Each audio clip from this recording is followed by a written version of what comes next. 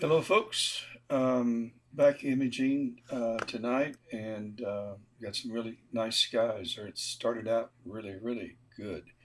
So let's go outside. I won't be processing Jupiter and a time lapse, so let me get rid of that. But I'm going to be imaging Jupiter and Saturn. I'm starting off imaging Saturn, and then I'm also using another kit to image the Pelican Nebula. So we'll be going back and forth through the night. And let's go ahead and get started. This is the setup for the Pelican Nebula IC5070. Last night I took 20 frames each of sulfur, oxygen, and hydrogen alpha narrowband filters at 240 seconds. And I'm looking to get about 8 hours in altogether, 40 images each. So that's the plan. And I don't think we're going to have cloud issues. The only thing that may happen is that we have a fire burning in North Carolina at the foothills. And if the wind changes, I could have the effects of that. So if it's not one thing, it's all going to be another. But I can't complain. I've had the best skies I've had for the last 10 days, and finally got around to processing uh, some of the uh, some of the images that I've taken. So let's go over and look at our other kit, and that is the majestic Saturn planet. And you gotta love the planet, just gotta love it.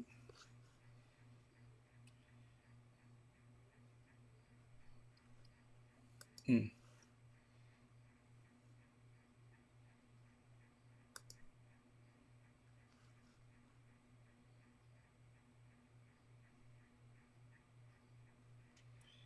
We'll just stay with this right now, and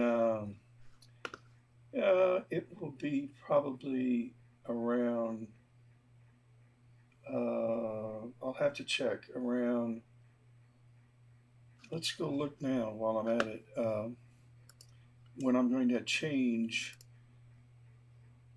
from Saturn to Jupiter, I want to pull up the ephemerides and let's click on real time and let's okay at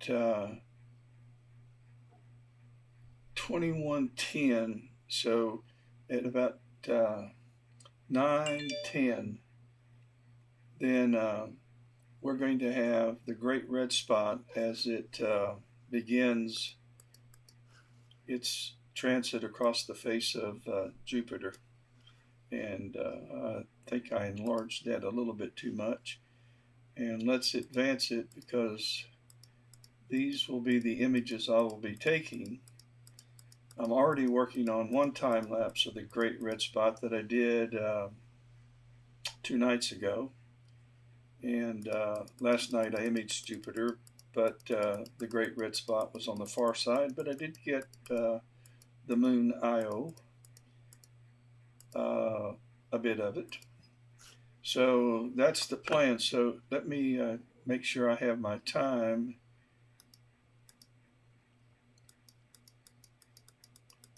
So we'll start at 2100 local time,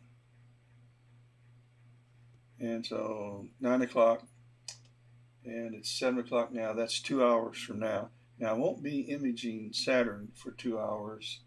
I'll probably head on over and start imaging Jupiter in about 45 minutes. But I'm really going to bear down and try to get a well focused series of images. And I may just do some experimenting with focus and do some processing during the hour between 8 and 9 and make sure that I have the best possible focus.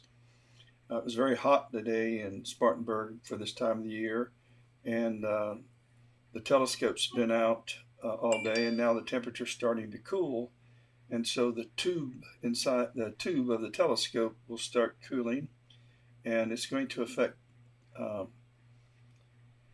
affect focus. How much I don't know, but by 9 o'clock, I hope that everything has reached equilibrium inside the tube, and that although the temperature is going to continue to drop, uh, I won't change focus once I start imaging Jupiter's Great Red Spot. So, all right, that's the plan, and I've already finished 2 sets. I'm taking. Let me stop this and recenter Jupiter. I am taking 4 videos, 7,000 frames each, and I'll derotate those of Saturn, and that is the plan.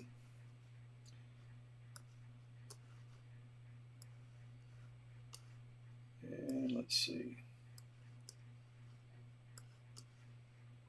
Got some issue with some boxes you can't see that are part of the streaming software, and so we want to go west, and that's all. So let's restart our guiding and clear that string, start looping, and we're going to auto select a star.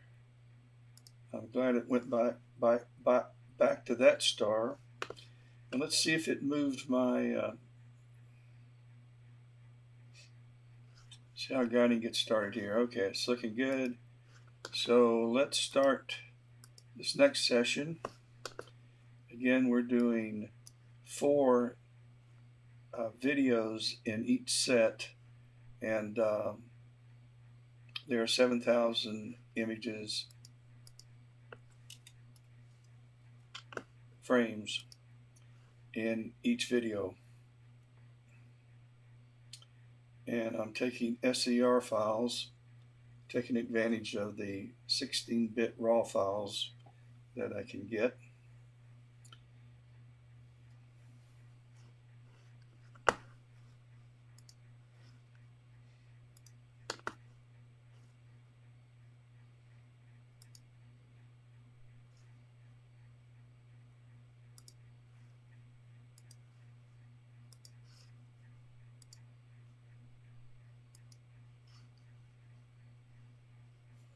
I'm just now setting the sound. I ought to do all this before I start, but I don't. All right. This has been, today and yesterday has been one of the very few days where my sinuses were not driving me nuts. And it also looks like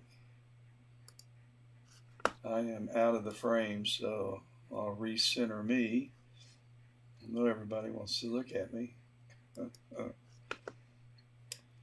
Okay, well, maybe my wife will. We'll see.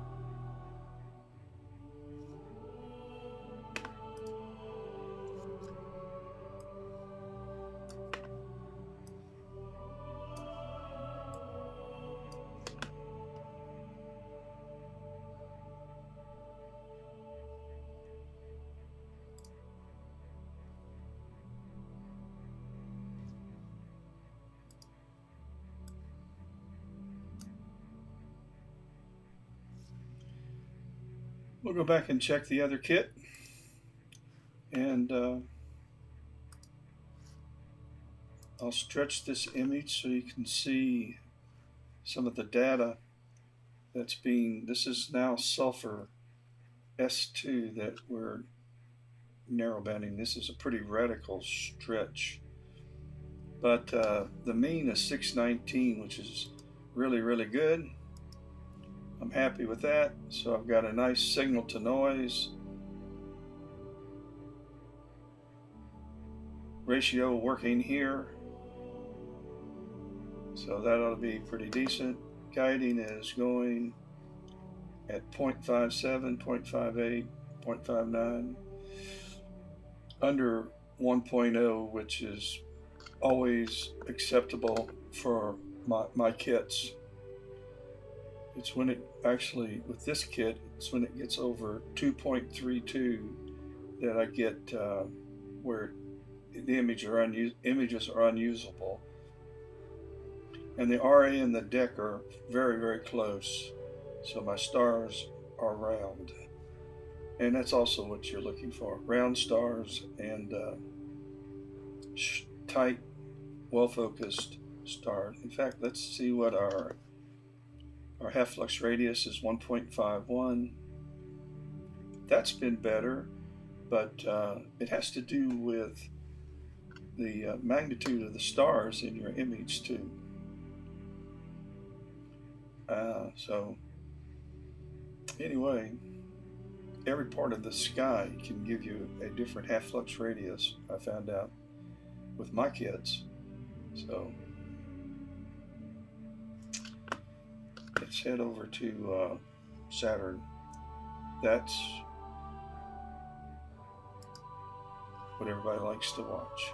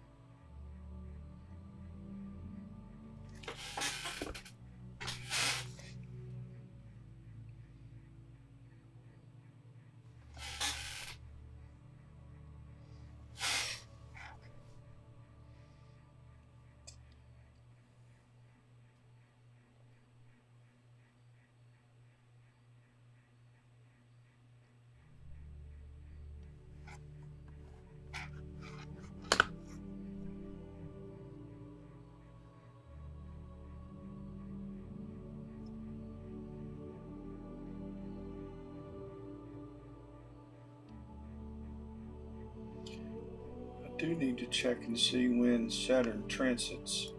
Okay.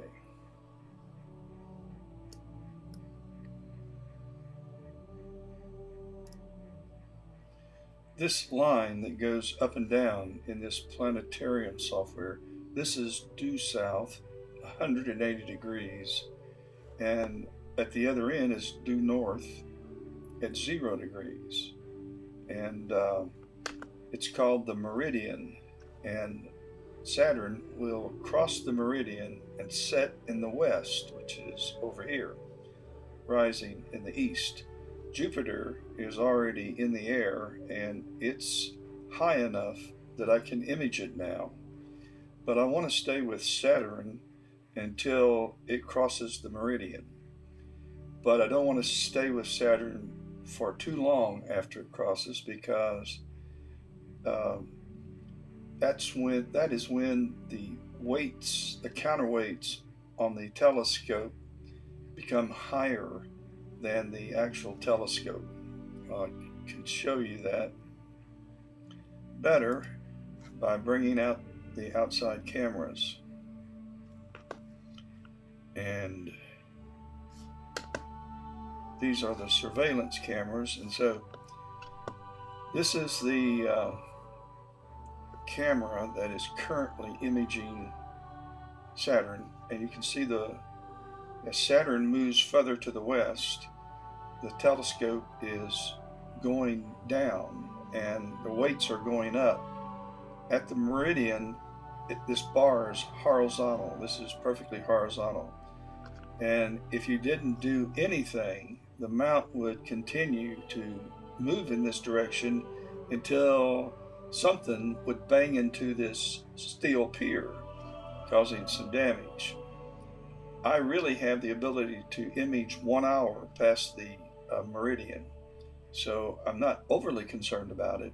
But once I cross the meridian, I'm really ready to move on to another target. Or I could flip the mount, and the weights would be on this side, and the telescope would be on this side, and I can continue to image it all the way until it sets in the west, or until it gets low enough in the horizon. Trees keep me from imaging it.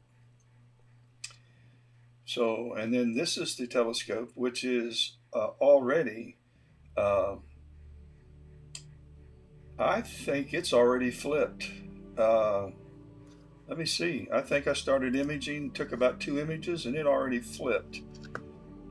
But I wanted to go ahead and get it started. Let me go to that setup, and let's bring this up.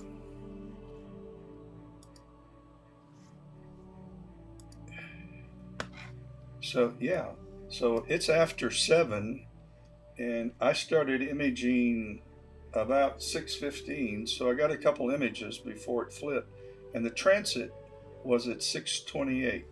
So this has already it flipped on its own, though I didn't have to do anything, because unlike planetary imaging, all of this has been pre-programmed to be automated. It's working whether I'm here or not. I could actually leave this alone, go to bed, or go do something else, and as soon as it reaches a certain point, it's going to completely shut down and disconnect everything, park the telescope, disconnect everything, and save all my work. So that's a cool thing about having to do all-night photography, is you don't have to stay up all night. This gear will work, and you can even set it up to call you if clouds start showing up, to see what you want to do. So pretty cool. And let's go back and keep an eye on Saturn. I think it's probably my favorite planet. Saturn and Mars are my 2 favorite planets to image. Jupiter only when the great red spot, or when the moons are transiting the planet, and you get a chance to see the moons during their transit across the face of the planet. That's pretty cool, because you see the moon and you see the moon shadow. The shadow shows up on the planet. The moon gets its light from the sun, and the shadow, of course, tells you which way the sun is, because it's at an angle, as it creates a dark spot the size of the moon on the face of Jupiter. So those are just some of the cool things that you hope you can get. And I'll bring up the Ephemerides again. Here's, let's make it smaller. Here are 2 of the moons, Europa and Io. There are probably, nothing's going to cross the moon as we go out throughout the night. So now, so there will not be any moons. What's really cool is when you can get, this will be about 9 o'clock tonight. This is the great red spot, and this is what I'm excited about, doing another time lapse of this great red spot as it transits across the face. Takes about 3 hours to make the trip, and Jupiter has about a 9-hour day, where we have a 24-hour day.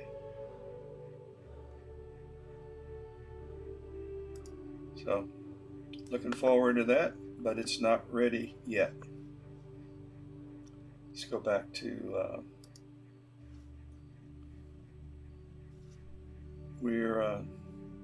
I think we're in the third image in the third set.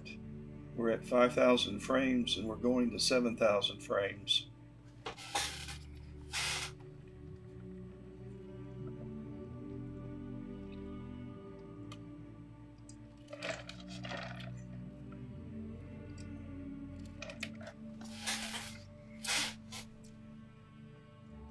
I'm a happy man. I've got clear skies, got good gear, I've got all the pineapple juice I can drink, I love it, and coffee.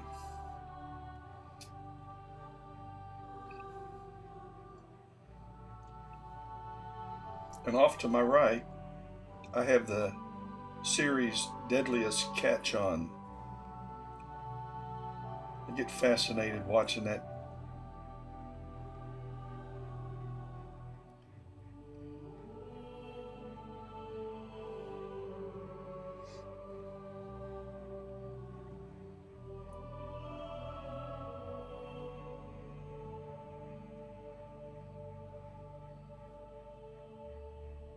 Oh, let me turn off the outside cameras. I hear dogs barking.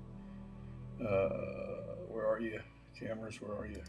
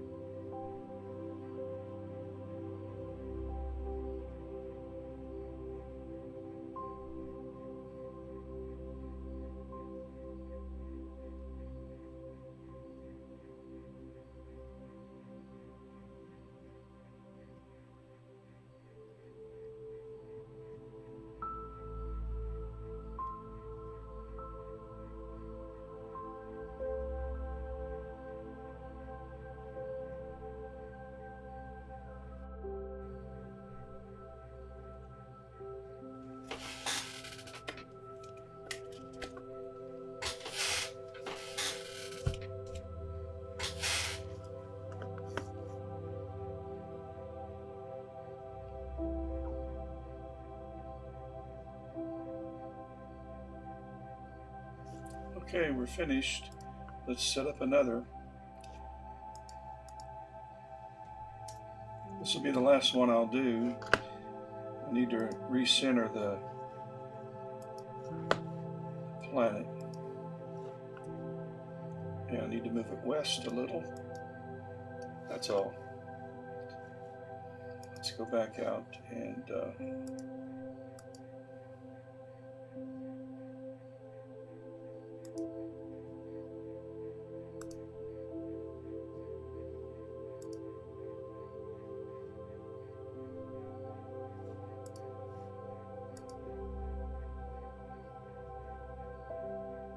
we'll start guiding again.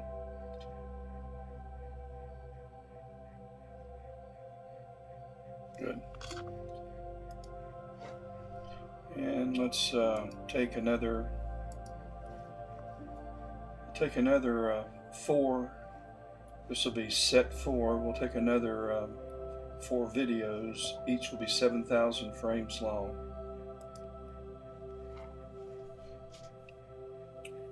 And that will go past transit, because that's going to take probably 15 minutes. And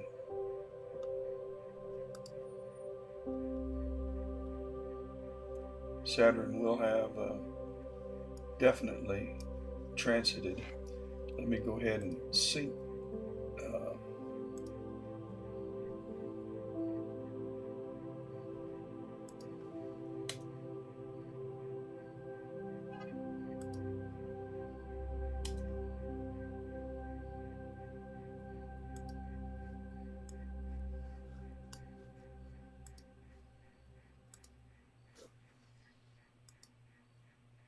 Okay.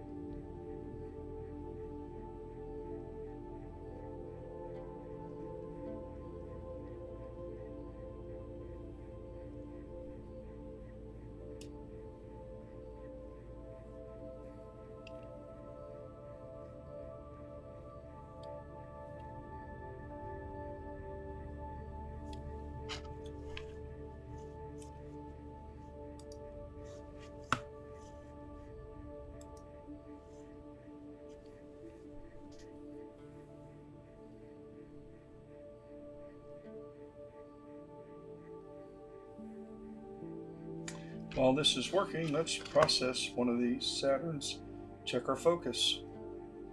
Bring up Auto Stacker.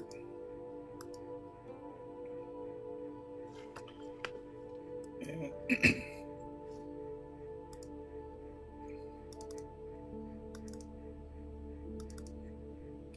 let's go to the, we've already done one. No, we haven't completely done it. Let's take the last one.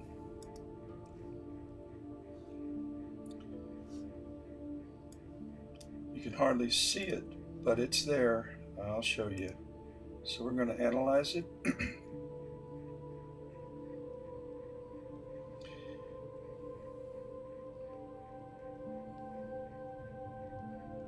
I keep the histogram where I have all the data. Not quite. I mean, it's a good distance from midway, which is unlike the histogram you would have for the moon or for the sun. So we're finished. So let's place a grid, and let's stack. Let's try stacking 40% of the. Let's just stack 30. 40 is a little bit too much. I want to get carried away because scene conditions are pretty good right now.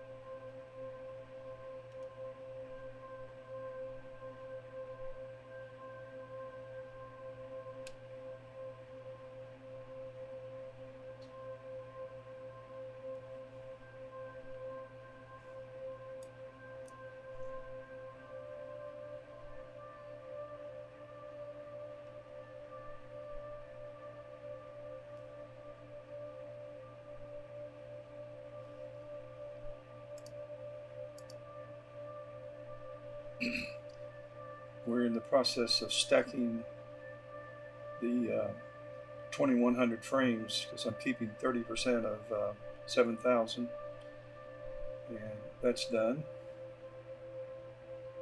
And so it's finished. We'll bring up Registacks, and let's see what we have.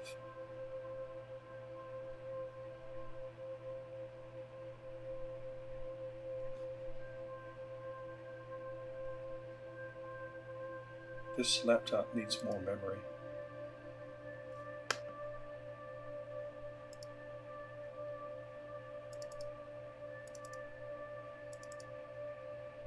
Let's see, we're doing number 3, 30%.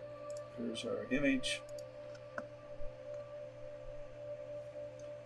Okay. Let's show the full image. Let's auto balance it, and let's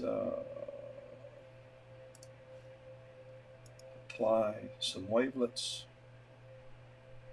There we go.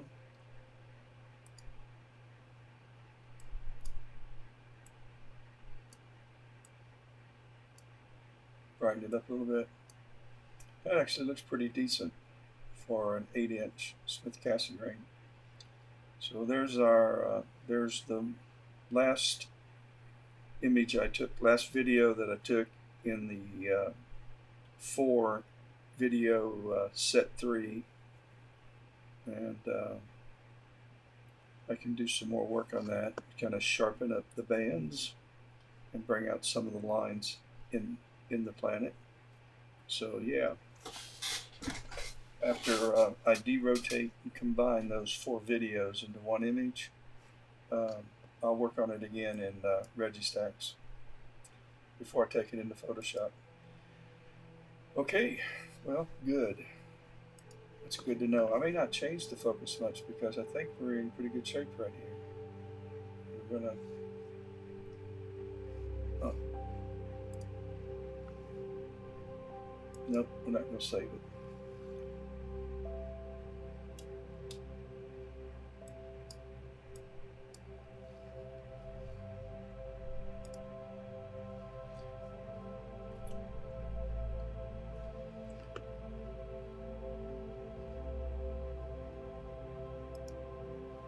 Yep, Saturn's making the transit right now across the meridian.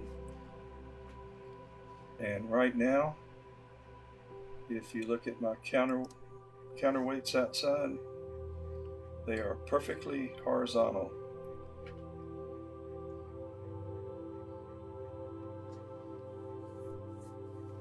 Right now, that is as level as the bubble could get. So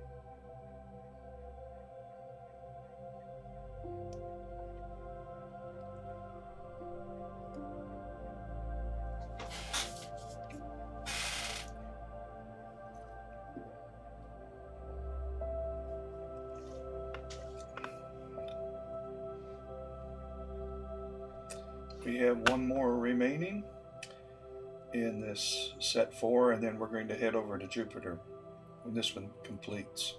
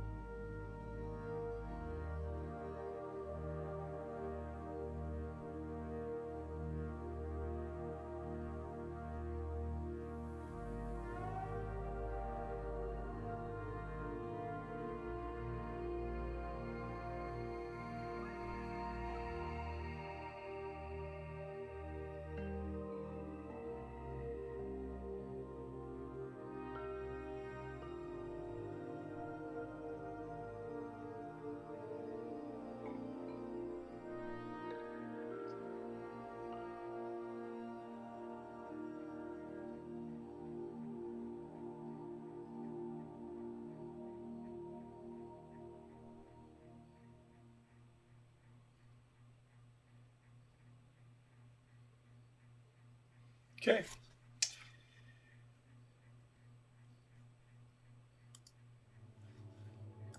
It's time to stop the guider. Bring up our planetarium software and change targets. We're going to go to Jupiter. I'm going to go right here and click on this box to slew. And so here's Jupiter, and here comes the telescope, making its way to Jupiter. You come in from the north.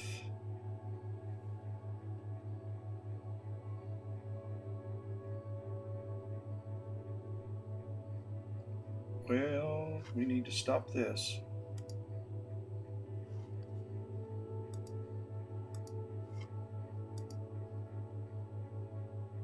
And park, because we got a problem.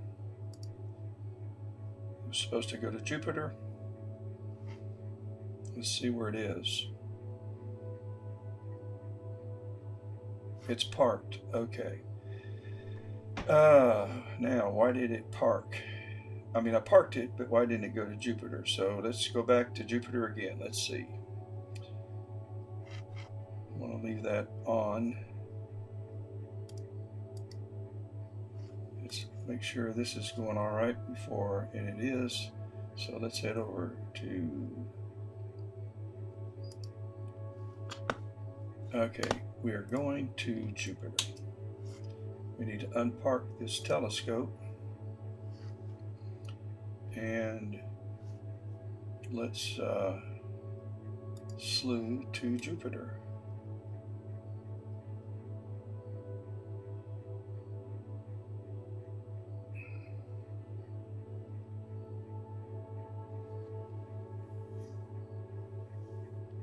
For some strange reason,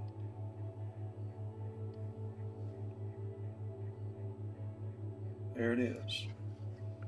And let me check the outside surveillance camera. That's where it's supposed to be. Okay, you can shut that off. And let's bring up our guiding software, and there's Jupiter and one of its moons. So let's see, we need to move east, I think. Let's take this to,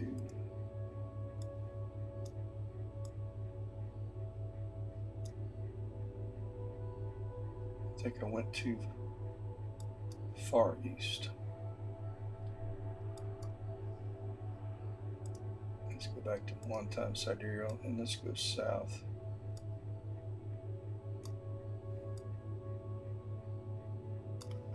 All right, let's go back out to our telescope. Let's create a bigger view. And there's Jupiter. And let's go center it.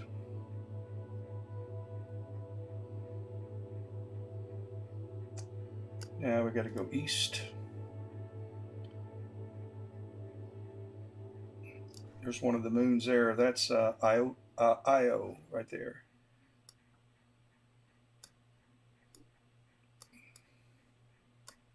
And let's go south.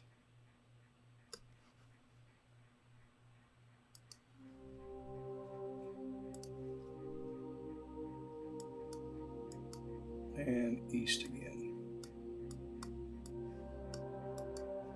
All right, that's good. So now let's bring the gain down to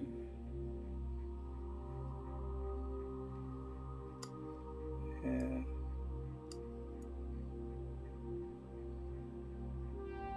I'm liking that. Let's go down to let's go 800 by 600, and let's set up our first capture. I didn't want to do a stop capture. I want to do change this to Jupiter 1, and let's start the guiding. Actually, we need to recenter this a little better, so we need to go west and north, east. There we go. And now let's start guiding. Hope we can up. We drifted again. There we go. Let's go back to guiding. Come on, find me a guide star. And let's start. I think I'm on a moon. I'm not positive, but I think I am. Let's see. Guiding's off and running. Let's set up our first, I want to do 10,000. Let's see. Ooh, I need to change things. I want to do 4. I'm going to raise the gain up. I'm going to have to stop this. I want to raise the gain up to 275. That's fine. Drop the exposure down to, that works. I'm doing 90 frames, 100 frames is, that works. Okay, so now we're ready to rock and roll. Start capture. Jupiter 1s, we want 10,000. We want 4 of them. This will be Jupiter 1, set 1. I'll be right back.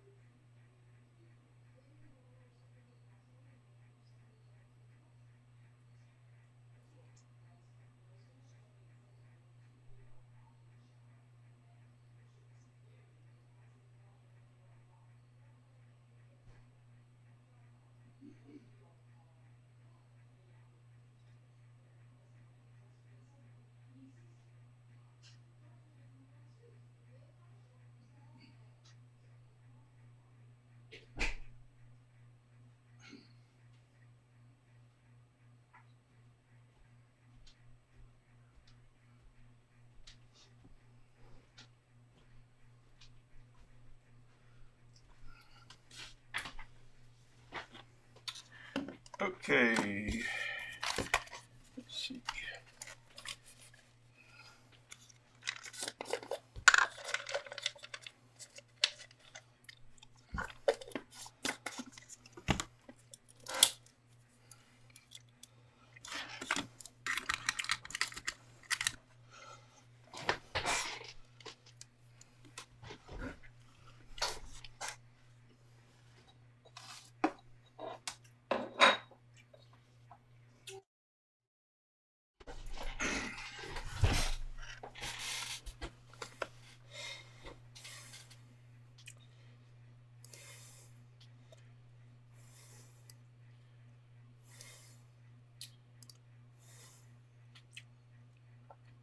I am back.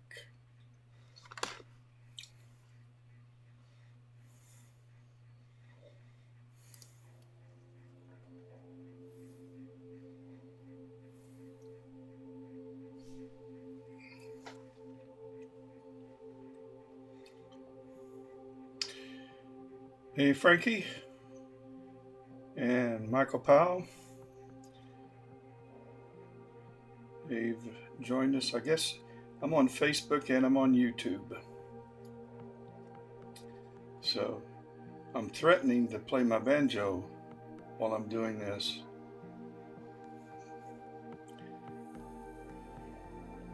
Little Cripple Creek or Foggy Mountain Breakdown.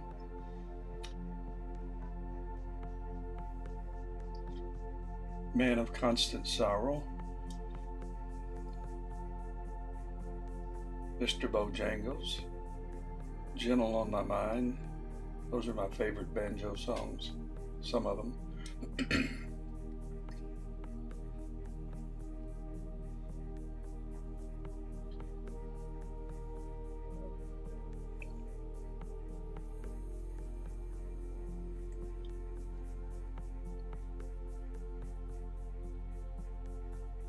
All right, we've taken one of these images and the focus is set at 1,000 steps. So I'm not going to change anything. I think I'm just going to go ahead and process one of these and see what we're up against. AutoStackered is free software. It only works on a Windows platform.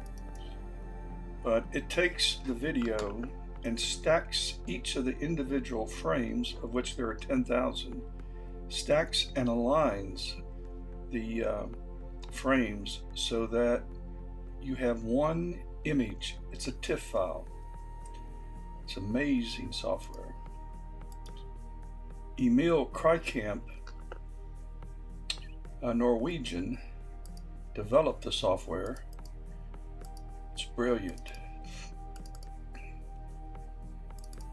And he did it long before. Whoa, whoa, whoa, whoa, whoa. Whoa, whoa, whoa, whoa, whoa, whoa. We already have 1, 2, 3, 4. Wait a minute. Are we about to complete this? Gosh, that was fast. Yeah, we finished that. Okay. So we have 4. All right, let's run the focuser up to 10. Let's try 1020, and let's not take 10,000. I'm going to call this 1020.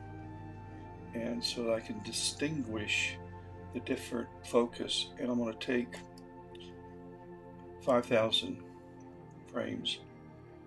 That's all I need to check focus. In the meantime, I'm going to open up the very last one that I did in this 4 series, and it looks awful faint, but the data is there. So I'm going to start running this.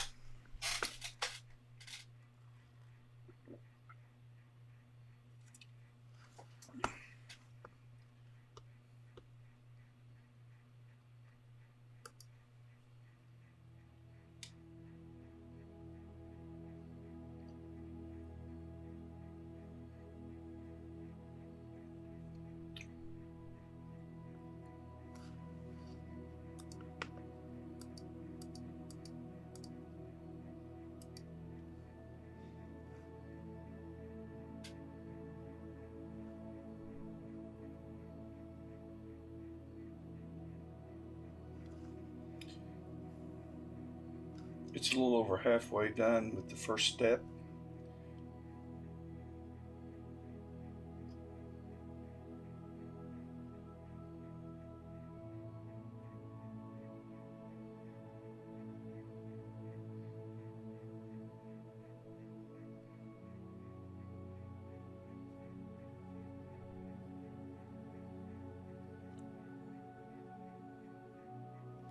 Okay.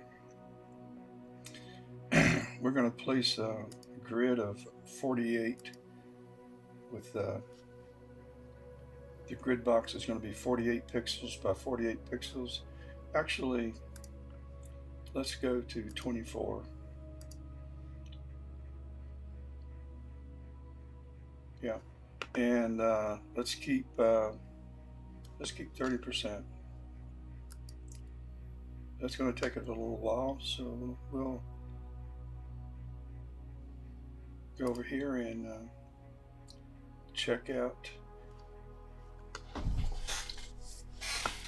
Let's change this to 1040 and take another 5,000. I'm taking image of Jupiter, videos of Jupiter, and I'll process all of them at different focus points to see which one is the sharpest. And so let's take another quick capture of 5,000 frames.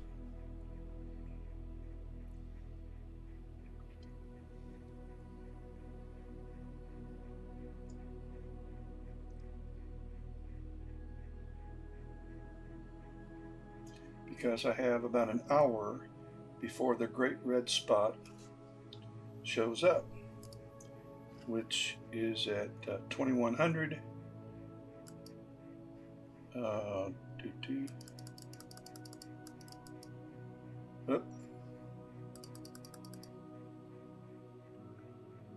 Yep, 2058. So in an hour, we'll start getting serious about capturing different sets of this transit, because I want another time lapse. I'm working on the first one that I did, and while I've got these clear skies and good scene conditions, I want to work on okay, let's go to 980, and let's rack the focuser in, and we'll call this 980. Take another 5,000.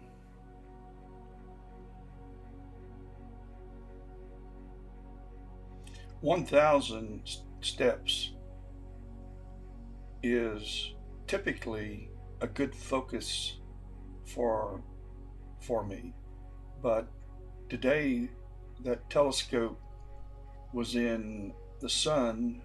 Well, actually there was a patio umbrella protecting it, but it was in the upper 70s in Spartanburg, South Carolina, and now it's dropping into the 50s and 40s. In fact, it is 62 degrees now, and it was close to 80 today. So the temperature inside the telescope tube is not at equilibrium. I hope it's getting close with the outside temperature, and until it does, there's a lot of thermal movement inside the telescope, making it really hard to focus. But the focus changes as the temperature cools. So now let's go down to 960, and let's take another 5,000, and let's see if AutoStacker's finished with the 1,000 now.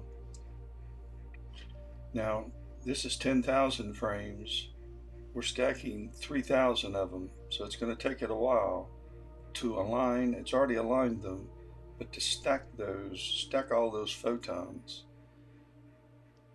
and what you get is a bright looking Jupiter.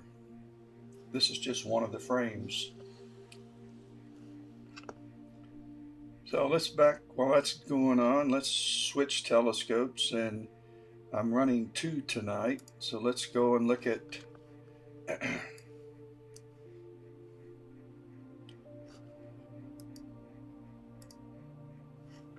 we've got 35 of the 40 images. Now this is over a 2-night period.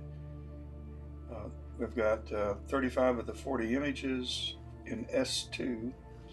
My problem is I don't have a lot of time for this tonight, and I'll probably change targets.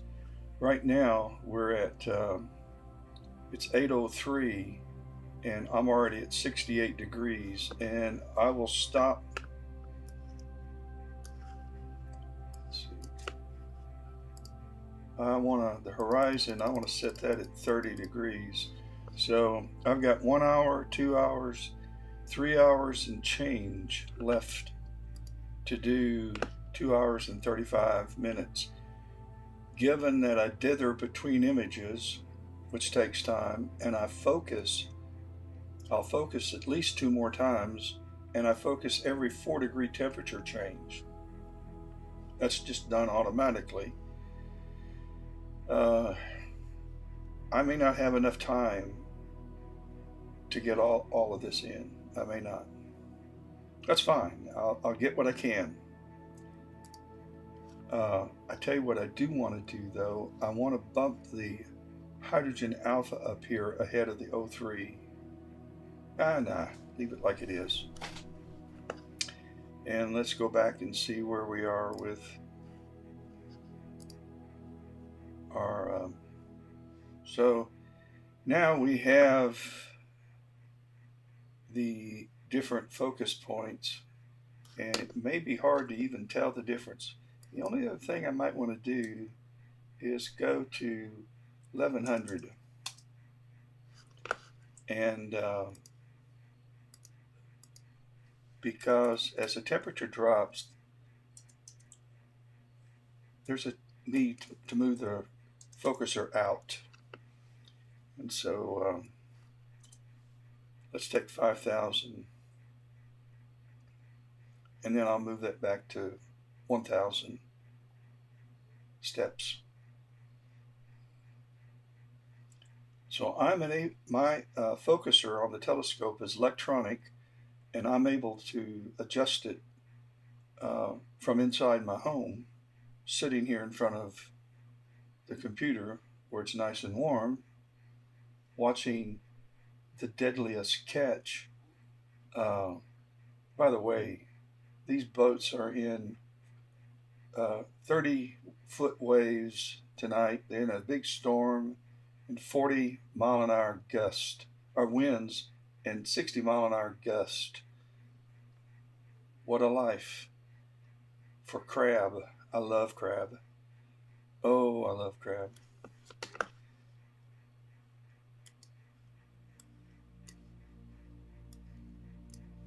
Maybe that and lobster are my favorite foods.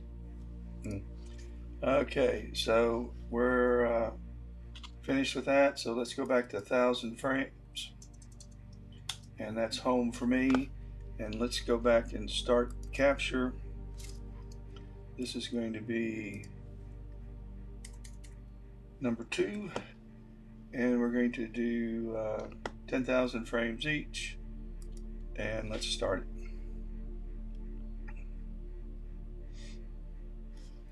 And we'll check auto stacker. Still stacking.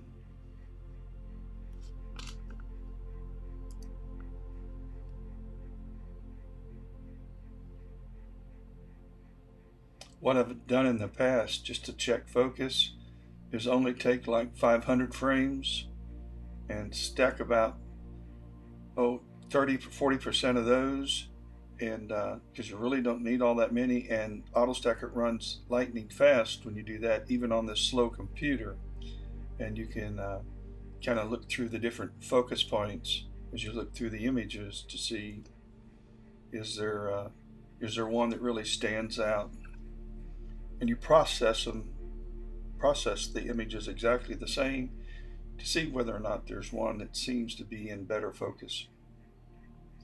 By the way, with these telescopes, 10 steps of focus change, you can't even, 20 steps, you can hardly see the focuser move. It's such a fractional, I don't know how much it moves, but it's hard to see it even move. It's that finite and that precise. So if you do 100 steps it looks like it may move as much as, say, 1/32 of an inch. Maybe 1/64 of an inch would be 100 steps. So it's that precise, the focusing. Crazy. All right, where are we? Auto stacker, still stacking, but you're done. Okay, we are done with that one. Let's look at 1,000 steps and see what we got. Bring up Reggie Stacks.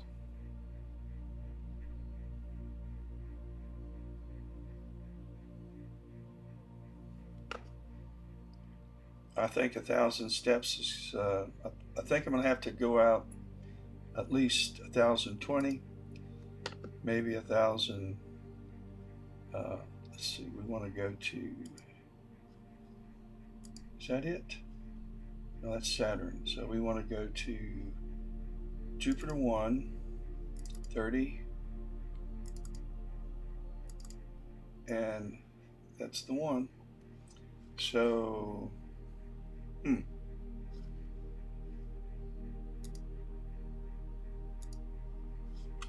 let's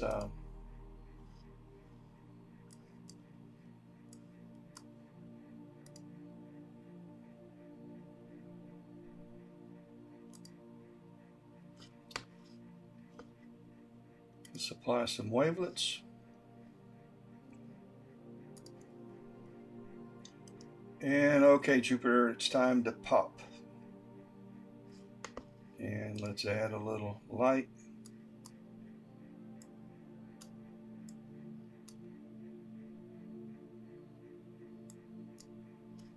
And let's rotate it to 330 degrees.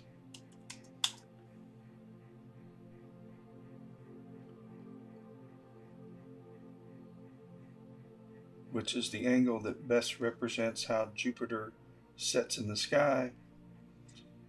And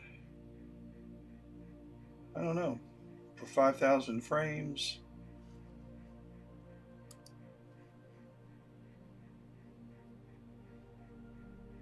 I probably can work with that.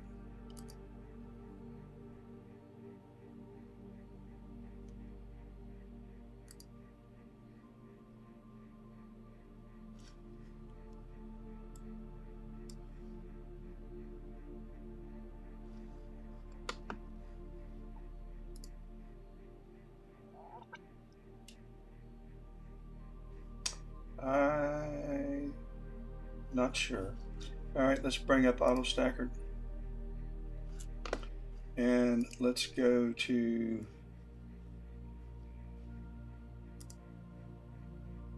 what are we going to start first?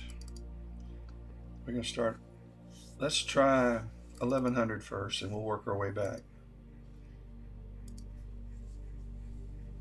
And let's analyze that. And let's only keep 20%. It'll go a little faster.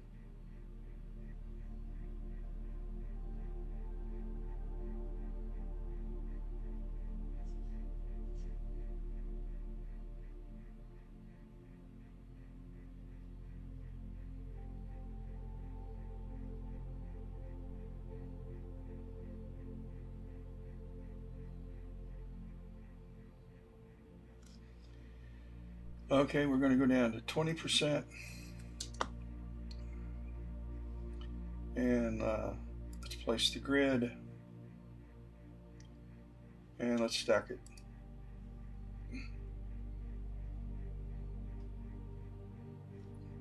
Come on, let's go.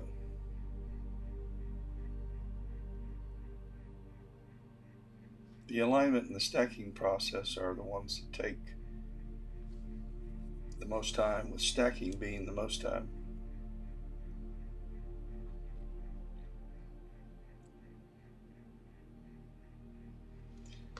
While that's doing its thing, let's go back out and see where we are with this second set.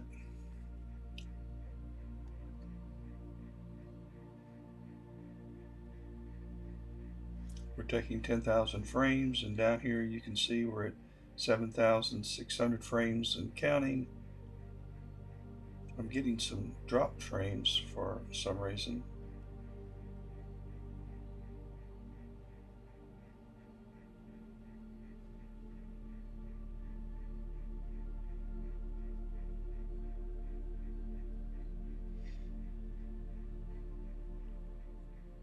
Okay, so we finished this one. Let's go to 3, and should we recenter that? Yep, let's stop guiding. Just stop it all together. Let's bring up, we need to move west and north, east, too far. That'll work. And start guiding back.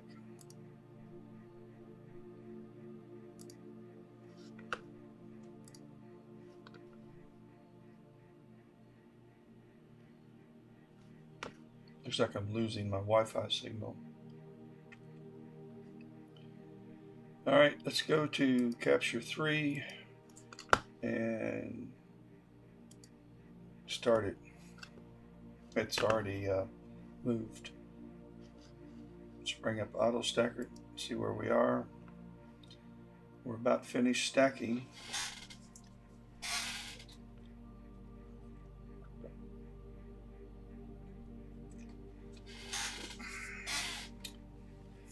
I don't think it's going to be, I doubt it'll be, if you're watching this,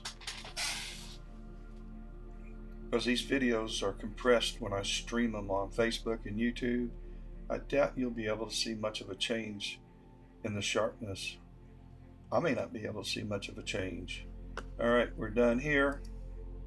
Let's bring up Reggie Stacks and see what the image looks like.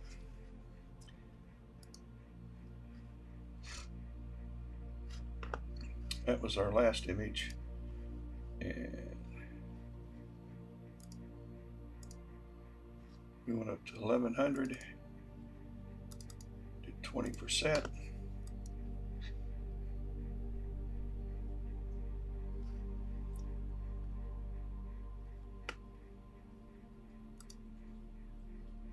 Nah, that's got a focus problem. I'm using bad scene.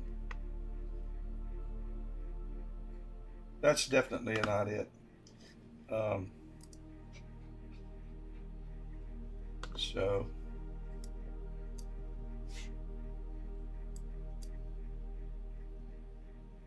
well, I don't know.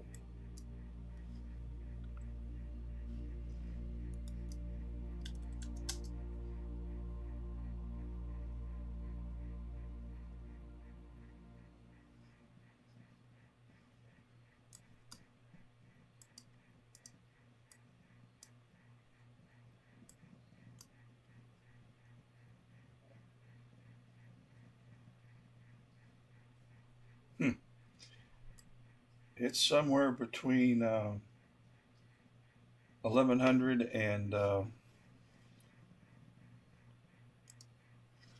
it's somewhere between 1100 and 11.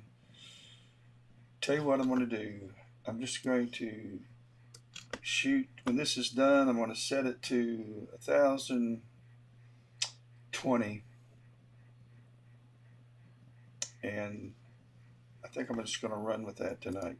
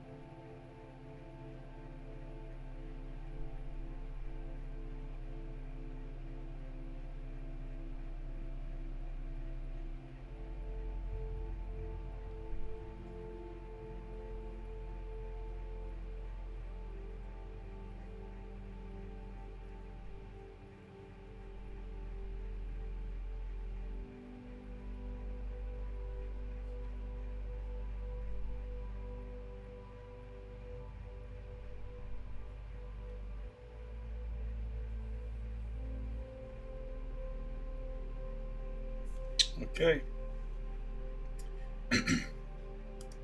I am going to try 11:30, and let's take a quick capture. Oh, oh, oh, oh, oh, oh. I already am. I thought I finished that series. Well, I changed the focus right in the middle of it.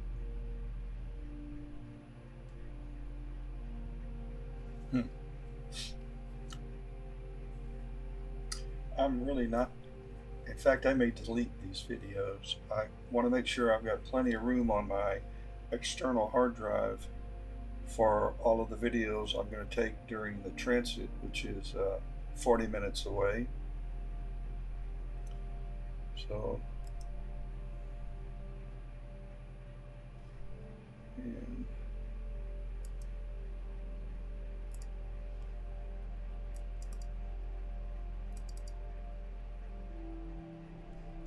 let's see how much space we got here.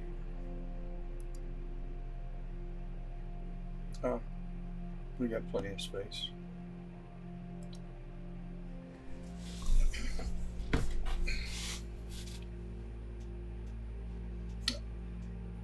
This is actually the external hard drive I use for solar, but because the other hard drive that I did planetary on that has all of the time lapse from 2 nights ago is sitting over here. I didn't want to delete those till I finish that time lapse unless I need a backup. I've taken so much stuff. I've got, I don't know how many videos of Jupiter and Saturn I've taken in the last 10 days, and I've imaged 5 or 6 different deep space objects, mostly nebula because I was fighting the moon, but I did take the Pinwheel Galaxy. I'll show you that one. Let's see if I can.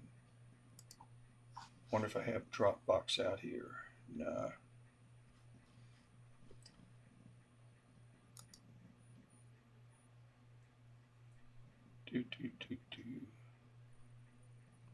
No.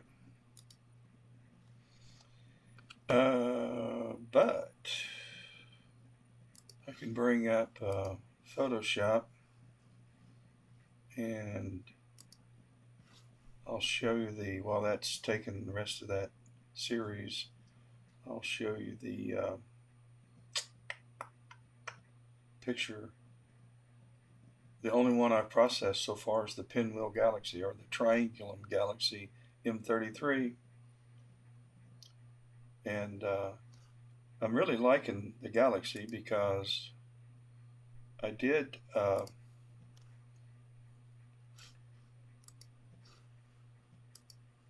let's do open recent. There it is, the Triangulum. Yeah, this is what I just took. Well, I took it several days ago.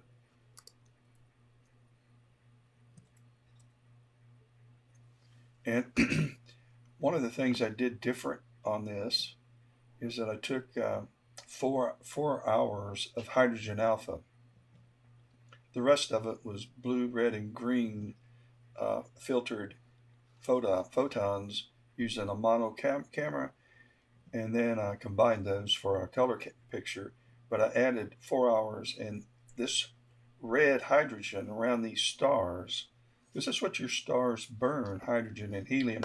99% of what a star is burning is hydrogen and helium, and that's what you're seeing. And so it adds some crazy cool color to these stars in this galaxy. Pretty cool. I'll minimize that in case I want to come back to that later.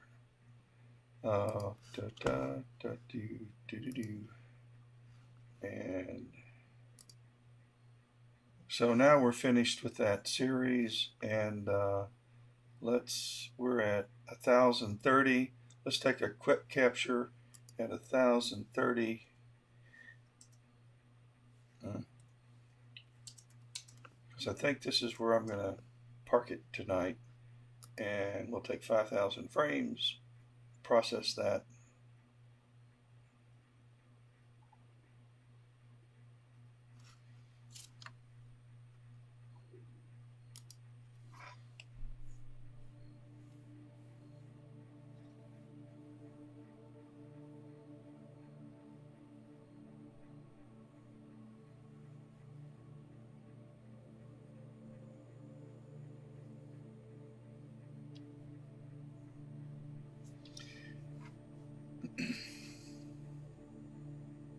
One of the advantages of imaging Jupiter over Saturn is I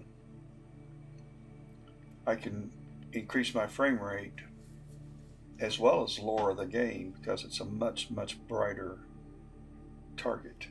So instead of 30 frames per second with Saturn, I'm at 105 frames. So let's process that. And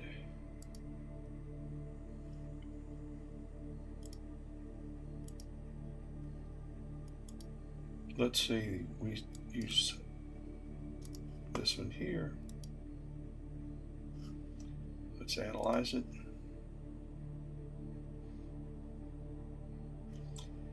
And let's go on back out and let's call this one, I think this is capture 4. And, or is this capture 5? I better look.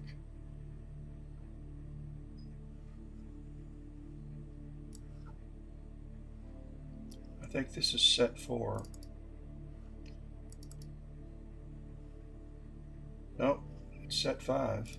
I would have written all over it. So let's go.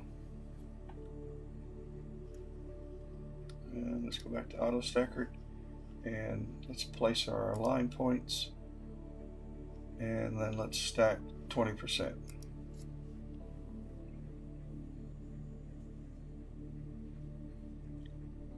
It's going to take a while.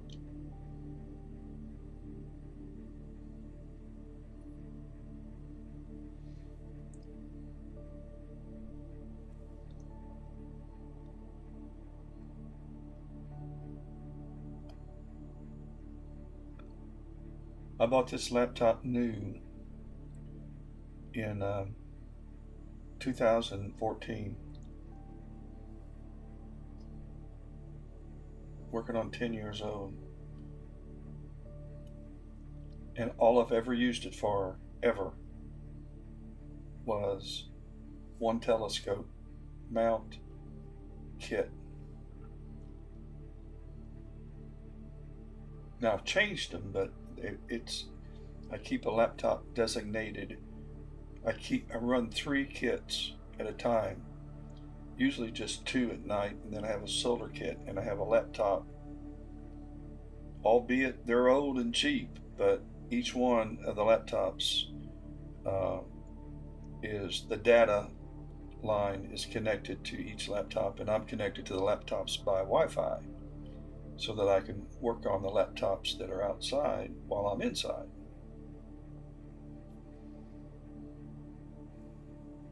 But you're looking at the screen of the outside laptop. And when you consider that I'm about, I wonder how far away I am. It's in the back right corner of my home, as far in the backyard as it could be to stay away from the street light. And I'm in the front left side of my home in a bonus room over our garage. So I have a lot of house for the Wi-Fi signal to go through. The whole house. It has to go through all the walls. And then up the hill to the telescope. So I'm very lucky that now I use Nighthawk. I use a Nighthawk router for the 5G signal, but sometimes there's a delay, and sometimes I get disconnected and I have to reconnect it, the signal. It really just depends on what the sun is doing. And we're in the middle of a solar storm right now, particularly affecting the higher latitudes. And the people, anybody watching this from northern Michigan all the way up through Canada, if you've got clear skies, you're seeing some beautiful auroras, because the radiation and primarily the magnetic storms coming from some solar flares that have been popping, we've been hit by 2, maybe 3 storms, and that's going to continue to happen this week. Sun's really very active. Today's the only day I haven't imaged the sun, but I was looking at what was going on, and it's just popping. Okay, this is 1,000. What was it? 1,030. So we're going to probably use 1,030 steps, but let's check it and see if we can work. This is 1,080 steps. No, this is 1,100 steps. So, and the focus looks okay, but let's bring up Registex is already up.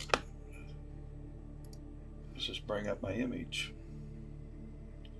I'm trying to do too many things here at one time.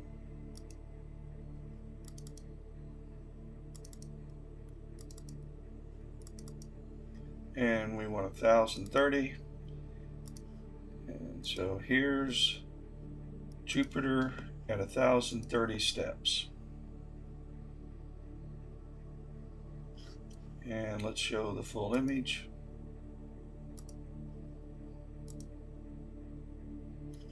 And let's add the same wavelets that we used. Yeah, I think we've got a little more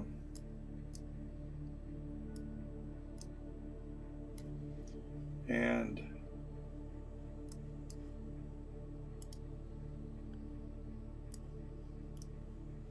wait a minute. Let's run auto balance.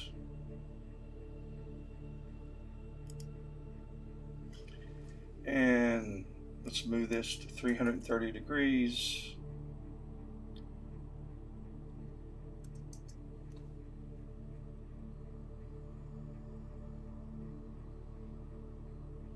No, not 3,000. Not 333. That's fine. Okay. Yeah, I can work with this.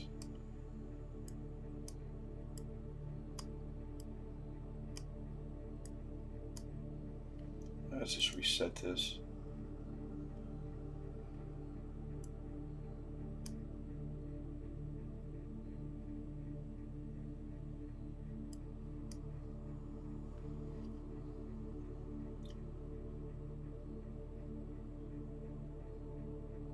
There's no need to do RGB align. This thing has been aligned. Come on. AutoStacker has done an outstanding job. I got sharp edges. Look how sharp the edges are on this planet. This is focused. Just check out the edges. But we're going to move some boxes here just a little bit. Where is my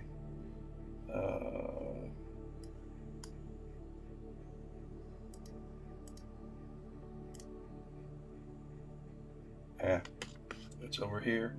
At any rate, I'm going to shut it down because this is where I'm going to be. Now, I don't want to save it. Okay. All right, we finished this. So let's take our 6th set. Let's recenter Jupiter. Stop guiding. And let's move it west just enough, and north. Let's go east because I went too far west. Let's go south because I went too far north. Now let's go west again. I'm sorry, east. That's... Come on, mount. And... They're gone. Now east. That'll work. It's going to have to. Going to loop. Find us a guide star and start guiding. Let's reset this. Let's go back out. And let's start section number 7. I think it's 7. And we're off. We'll be right back.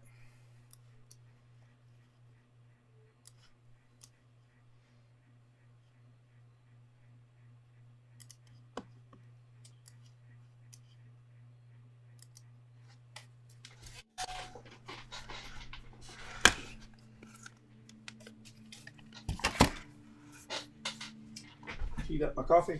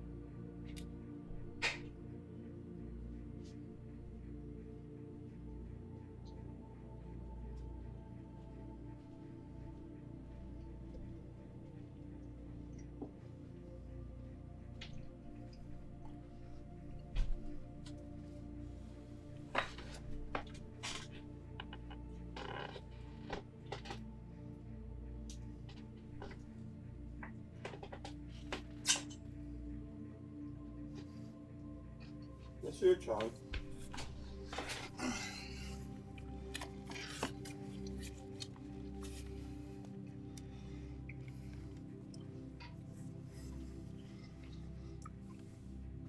Thank you, View 79. We're getting ready to, in 20 minutes, the great red spot's going to start transiting. I'll show you. This is the Ephemerarides in Winjupos, and in real time right now, actually we already have the great red spot. I think it's time after this series,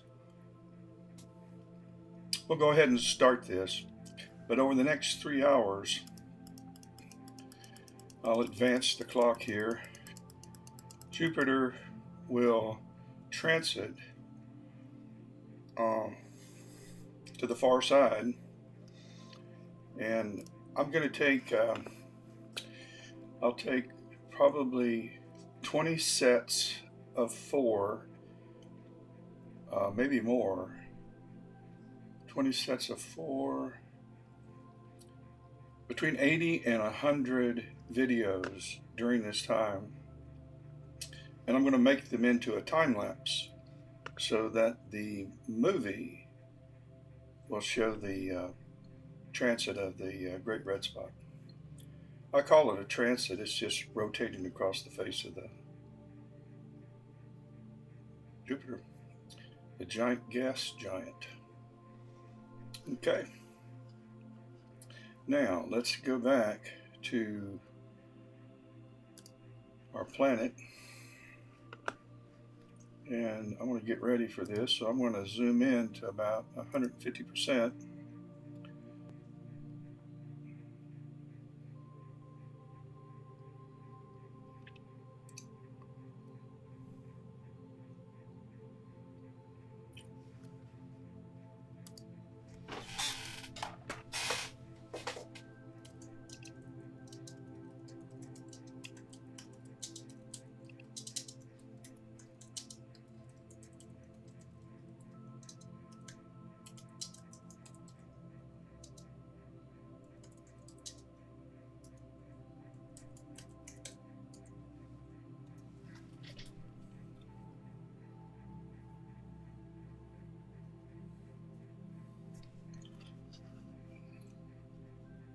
I guess I'm back, so I don't need that.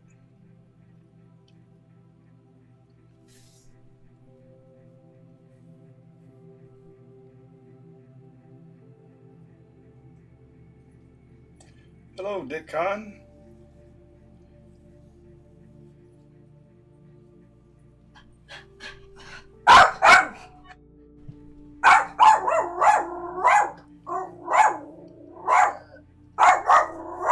That's Astro Dog.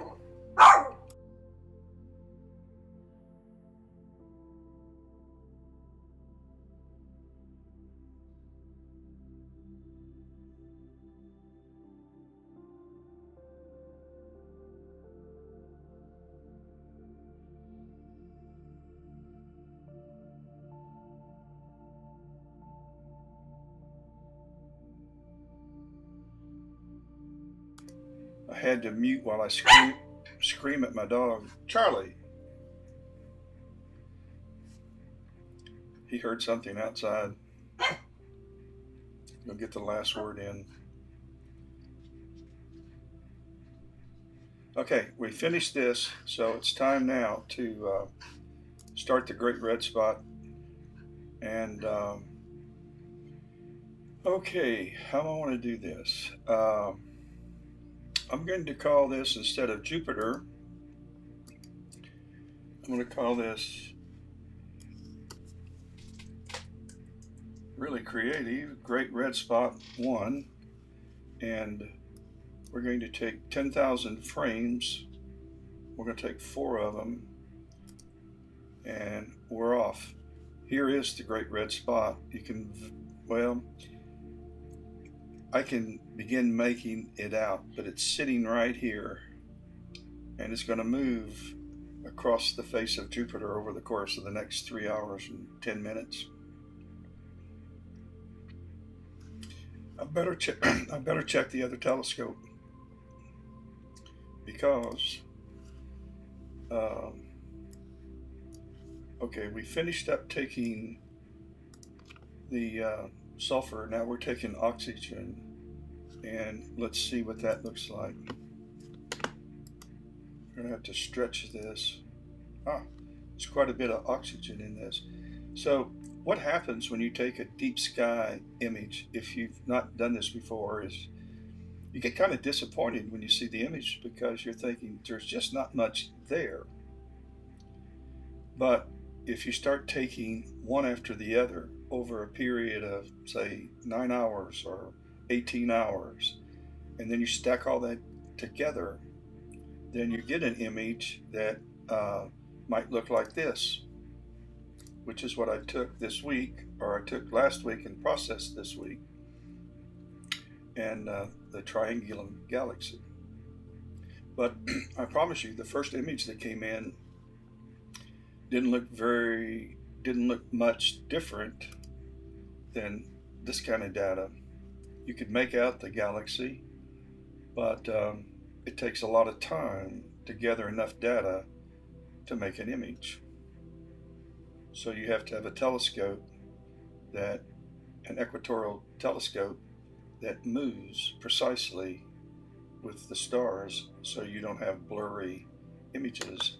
And then you also add a guide scope, which it focuses on one star, and if the telescope begins to move in a direction it shouldn't, it sends a pulse and it puts it right back on track, so that you maintain a pixel on pixel, or as close as you can to a pixel on pixel control of your field of view. And that's what makes that happen. So let's go back over to Jupiter. Oh, well, might as well. We've had some more people join in on the YouTube channel. So I'll bring up my outside cameras, and this is the surveillance camera that allows me to see both of my telescopes that are imaging tonight. I guess I'll connect to it eventually. Maybe I won't.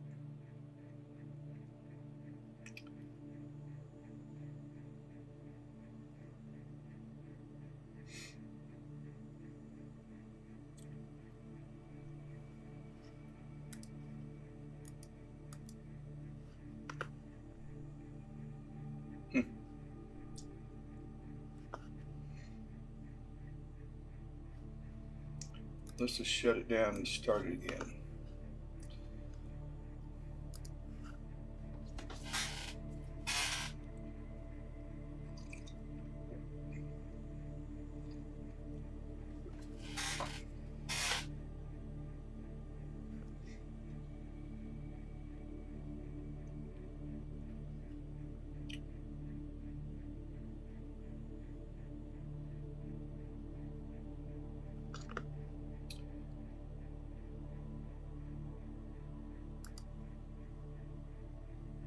Well, it's not connecting.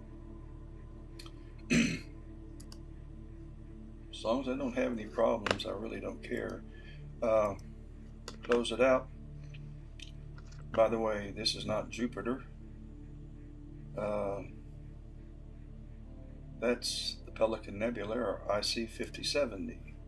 This is Jupiter.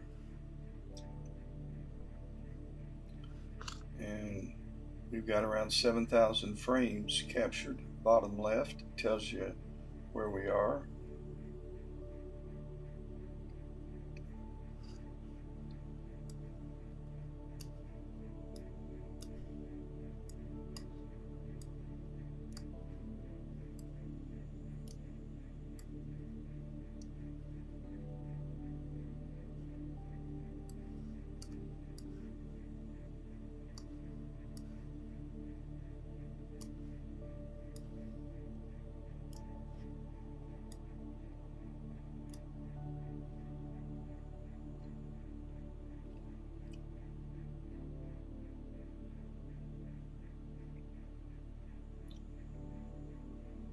So we're imaging the Great Red Spot, and if you look at Jupiter in real time, this is the Great Red Spot. This is that massive 400-year-old storm. Since Jupiter rotates every 9 hours, Jupiter's day lasts 9 hours.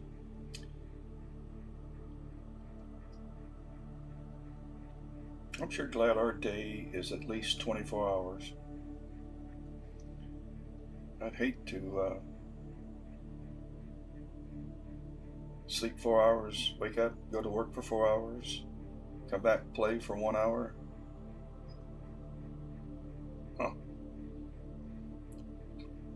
Well, we're not going to live on Jupiter, so, but that's what we're after. We're going to take images for the next 3 hours of Jupiter as the great red spot transits. I'm advancing it to the far side, and that will be at 7 minutes after midnight. So from now until 7 minutes after midnight, 3 hours and usually about 10 minutes it takes to transit. That's what we're doing, just in case. And let's go back out. And that is a live view.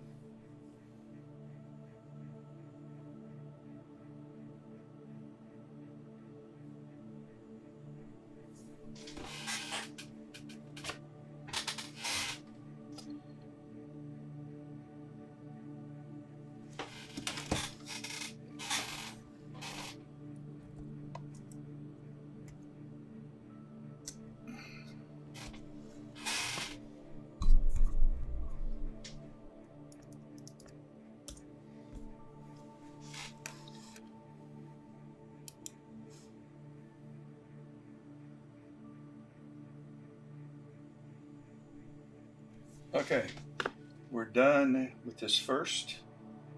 So we're going to start our second set of 4 and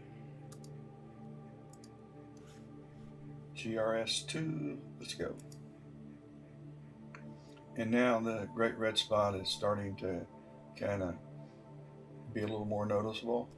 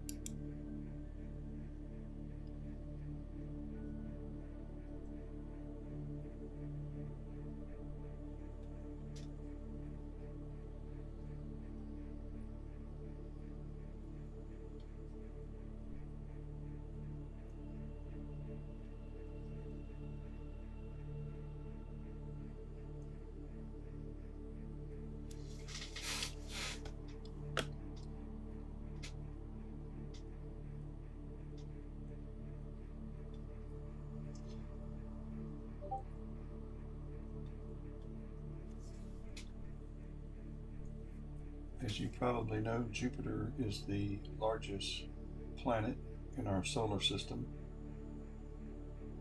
It's the 5th one from the Sun.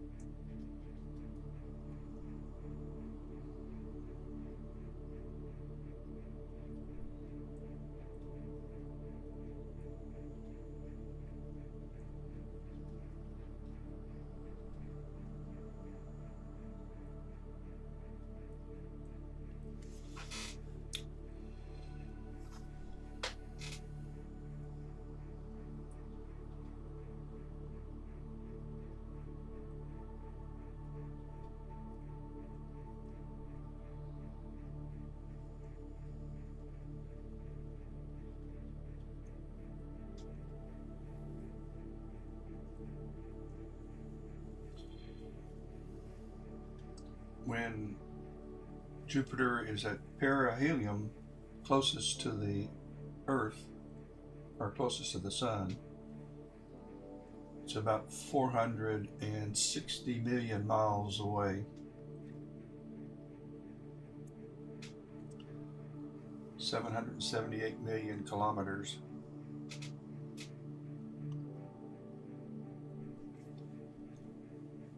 And when it's, I think the furthest is like, no, when it's furthest, it's 460 million. When it's its closest, it's 458 million.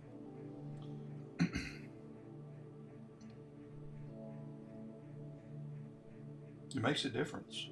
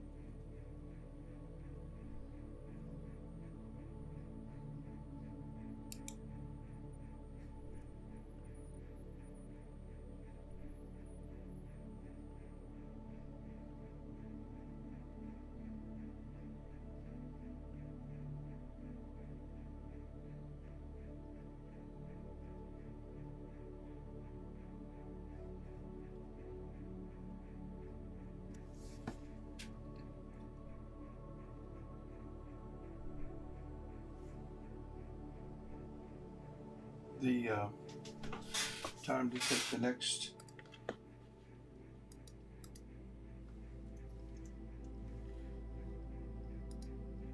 set. if you had jumped on board the NASA spacecraft, the New Horizons, it would have taken you 405 days to get to Jupiter. A year and 1 month and 9 days. The New Horizons did that in 2007, I think. Yeah, maybe 2009. Look it up. Hey, Tim Williams.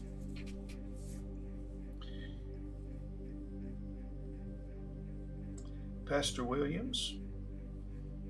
Hope you and your family have a great holiday season.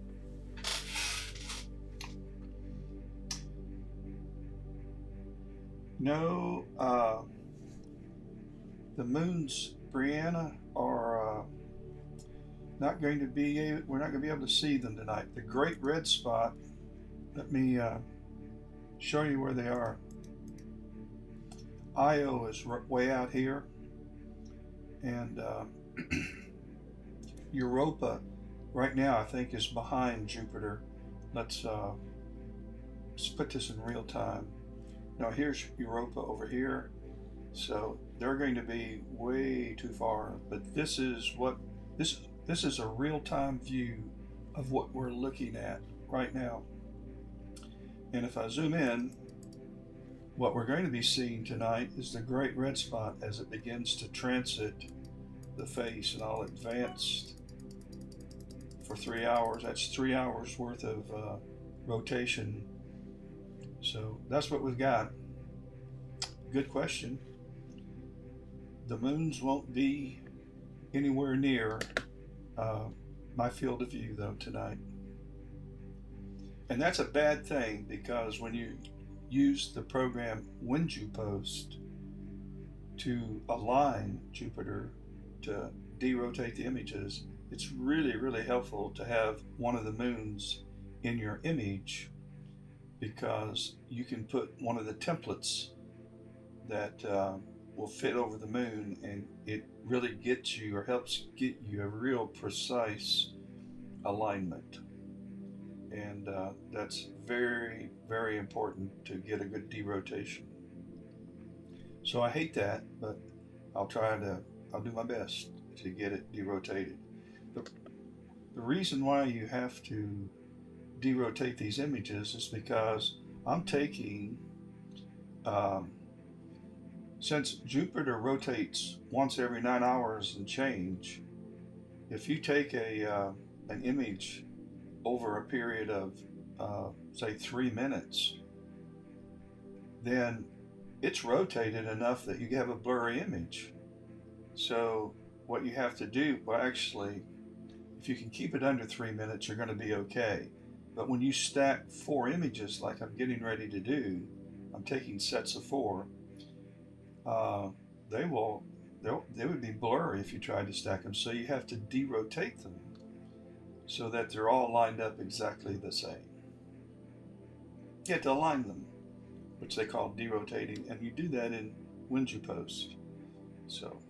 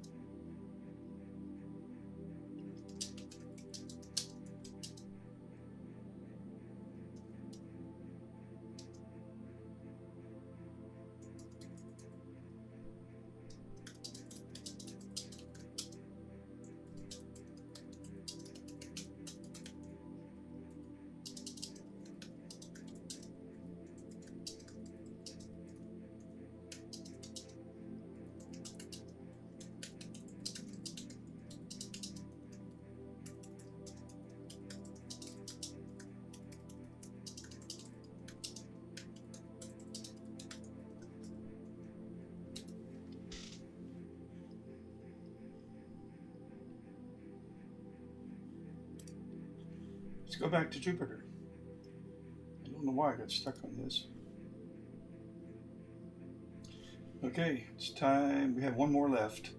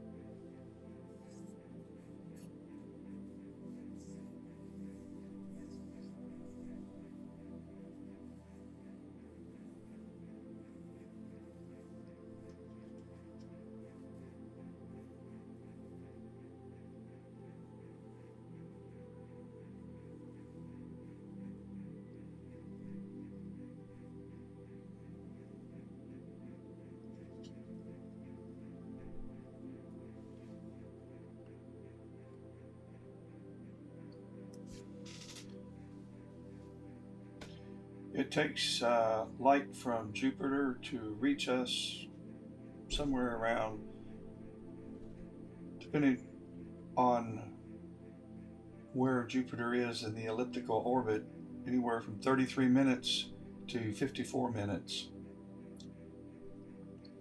But it takes a pretty wide elliptical orbit around the Sun.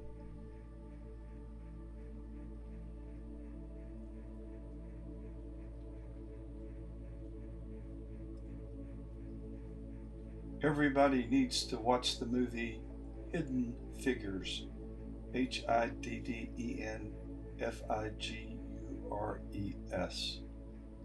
A terrific movie about the ladies that did the math for NASA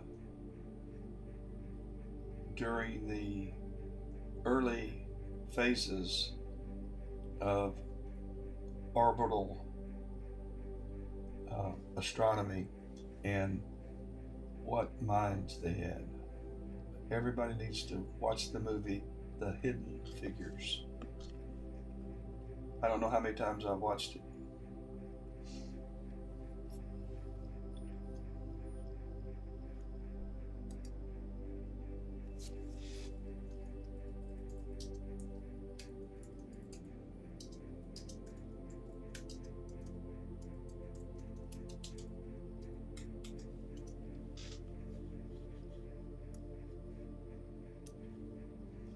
If you've seen it, you know it's a great movie.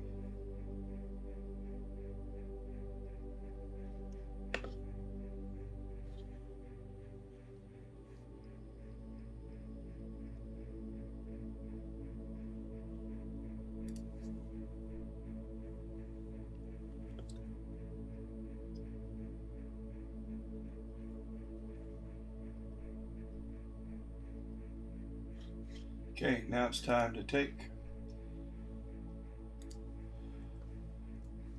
our fourth set.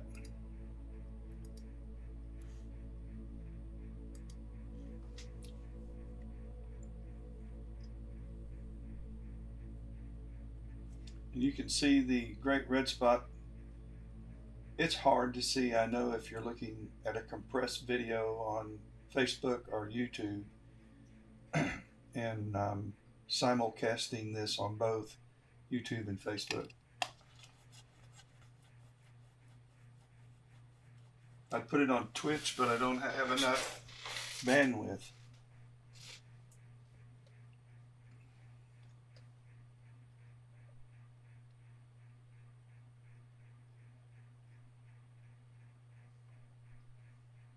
Not on this setup. The one over here on my left might work. I've got running two iMacs right now, so I'm going back and forth between both of them.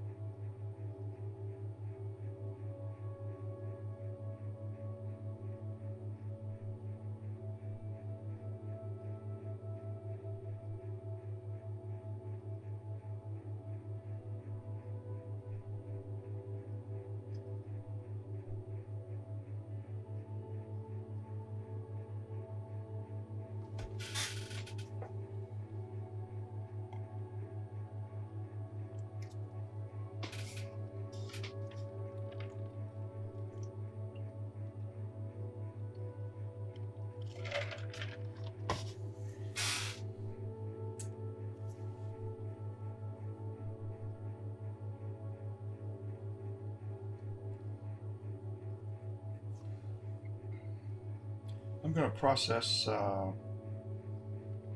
want to process one of these now. It's going to take a while so you can see the great red spot. And so I can see the great red spot. So this is what we're working with, and let's pull up the most recent finished. I'm going to analyze it.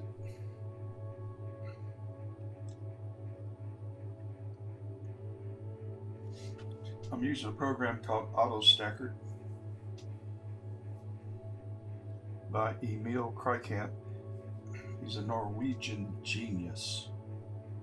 This software is free, if I didn't mention it earlier, and he wrote this probably a dozen years ago.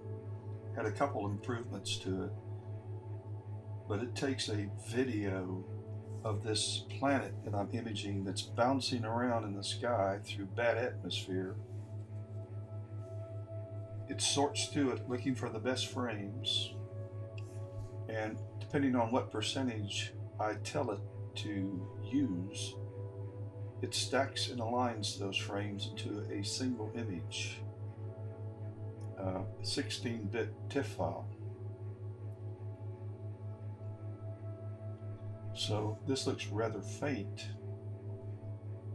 but once we have all of the frames stacked, you'll see there's more to it than just this one faint single frame. This is one frame out of a 10,000. I took 10,000 frames. The first phase is about done. We're at 90-some%. Then we'll set some align points and go from there.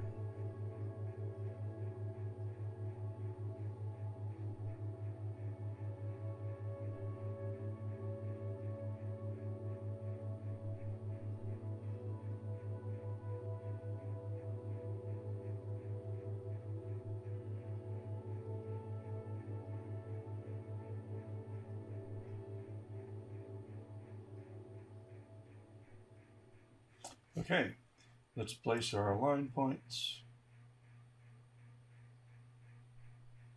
and let's stack, and it's going to town. We'll come back to it when it's finished.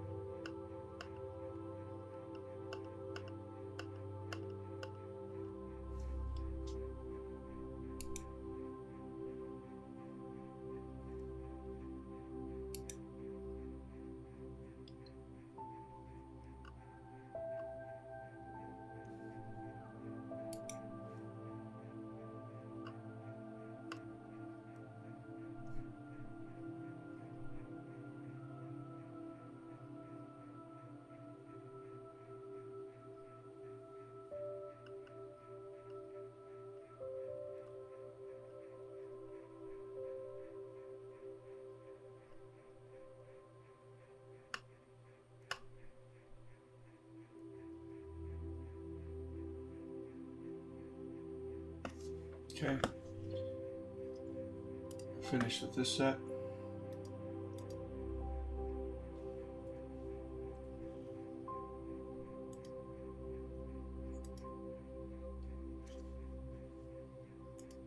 And we're on set 5.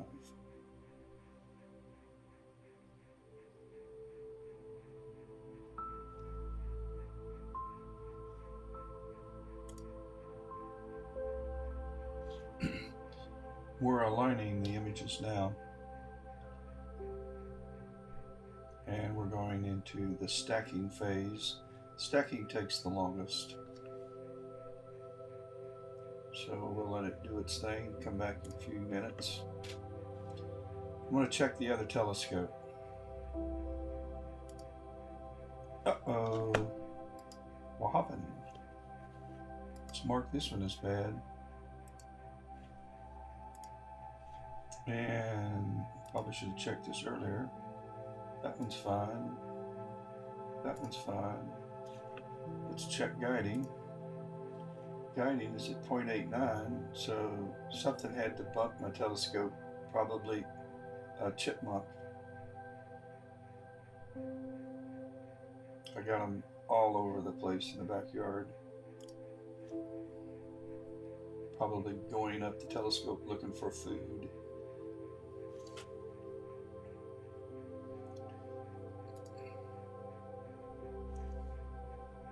We are about to finish up the O3, and then we're going to be on the oxygen. And as soon as we're on the oxygen, there's so much oxygen, I can't say the word oxygen, O3, there's so much, I mean HA, there's so much hydrogen alpha in this that you can easily make up that data because it's rich in hydrogen.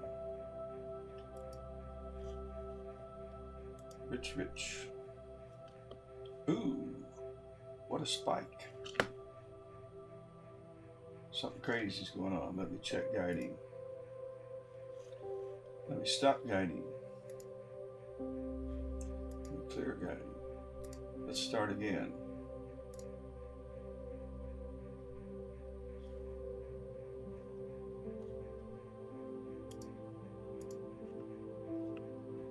Let's change the time to 2 seconds.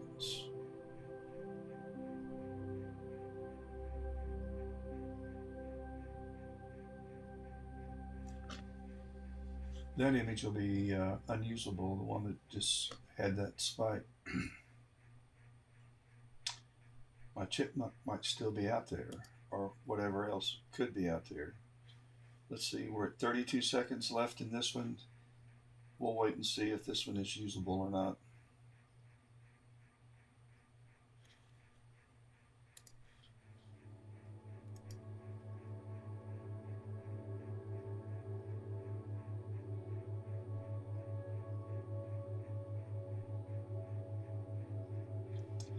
Seven, 6, 5, 4, 3, 2, 1. So here's this image. Yep, that spike killed it. So mark that one as bad. Tell you what I'm going to do. I'm going to go ahead and settle on 36 images. I'll take one more. We're working on the 37th, and then we'll go right into hydrogen. It'll automatically, once it's finished this run of oxygen, it'll automatically move down to the hydrogen. It'll change the filter to hydrogen alpha. Let's go see if the stacking's done in auto stacker. Nope. Still stacking. Only halfway. But there's 10,000 frames and we're stacking 2,000 or 20%. And the algorithm that's doing that was created by Emil Kreykamp, a brilliant math mind programmer. So we'll just stay with Jupiter.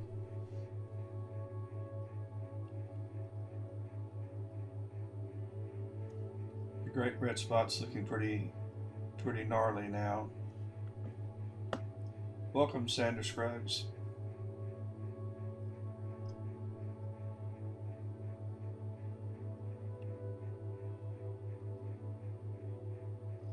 You're looking at Jupiter live, and we're watching the great red spot, which is this area. It's a solar storm. It's about a 400-year-old cyclone. You could put any number of Earth-sized planets inside that. It's so large.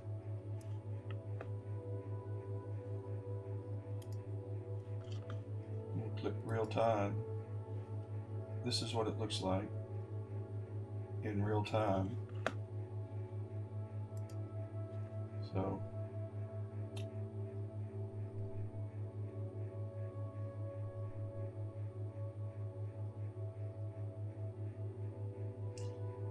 Sandra, are you connected to Lynn by chance?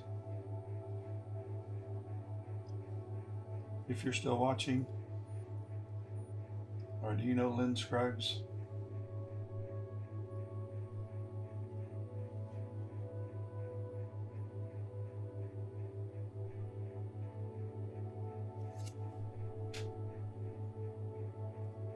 If you do, if you are, who I think you are, you used to live down the street from where we live now in Rock Springs area.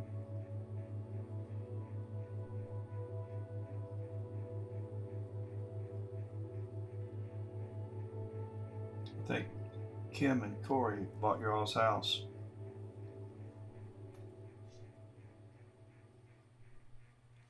Okay, we finished this one.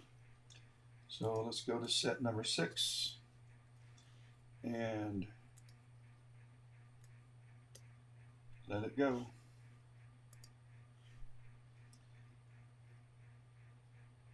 There's 4 10,000 frame videos of Jupiter in each set, and we're on set 6.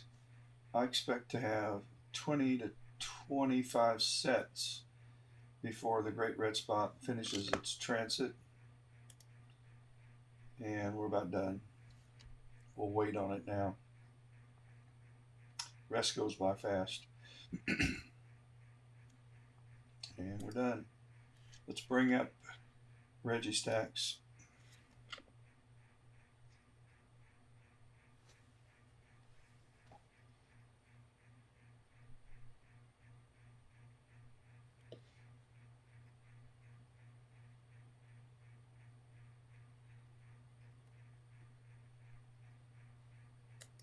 And let's retrieve that image.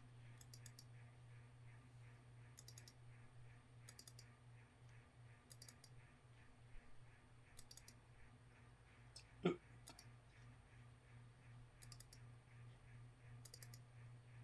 And it's right here. I'm going to have to do that again.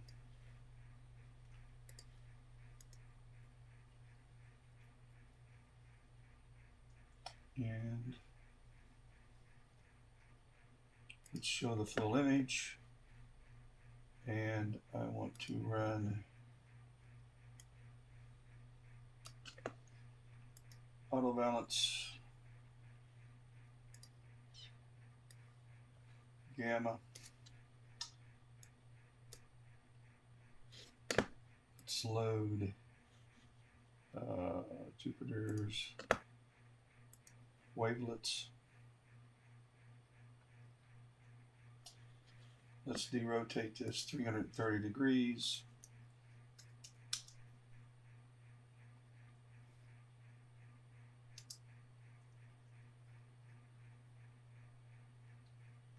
And there's a great red spot about 10 minutes ago. And let's see what else I would do to this right now.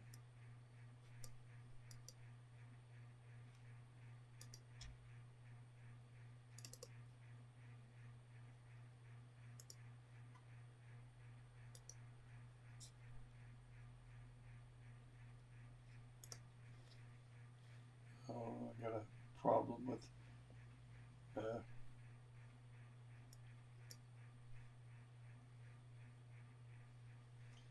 reset it.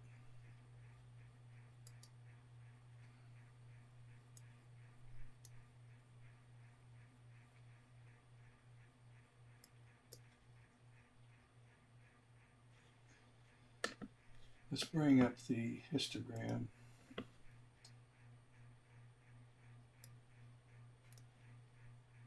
We've got a good one.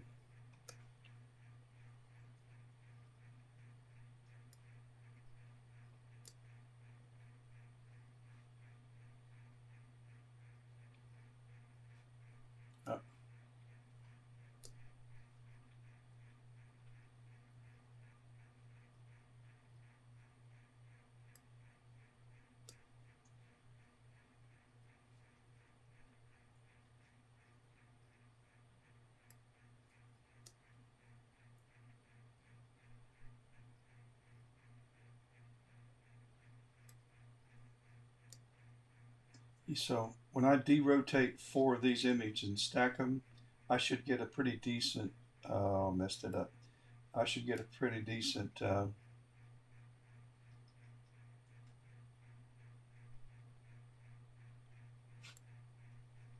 should get a pretty decent Jupiter out of it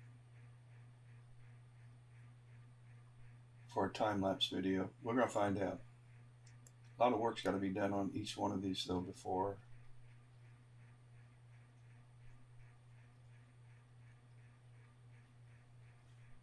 Okay, well, we got the great red spot, so no, we're not saving.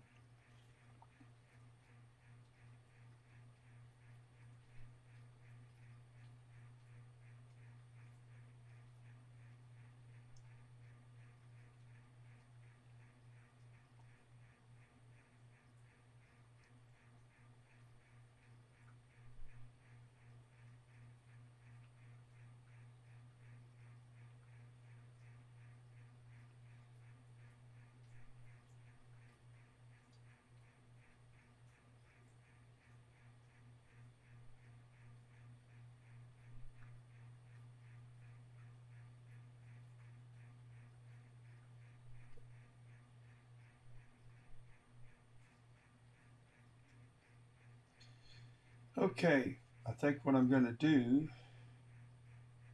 is sign off for now.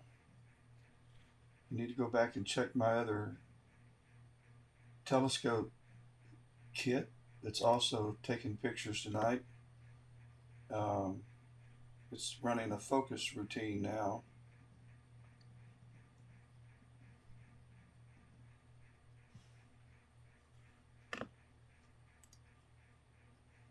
And it's refocusing the hydrogen alpha filter. And then it's going to start taking hydrogen alpha. I'll wait till it's finished so that you can see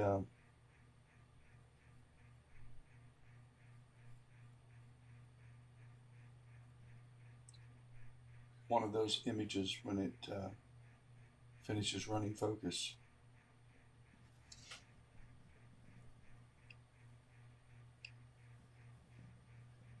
And it's about done. It's taking a validation image right now and it'll be done.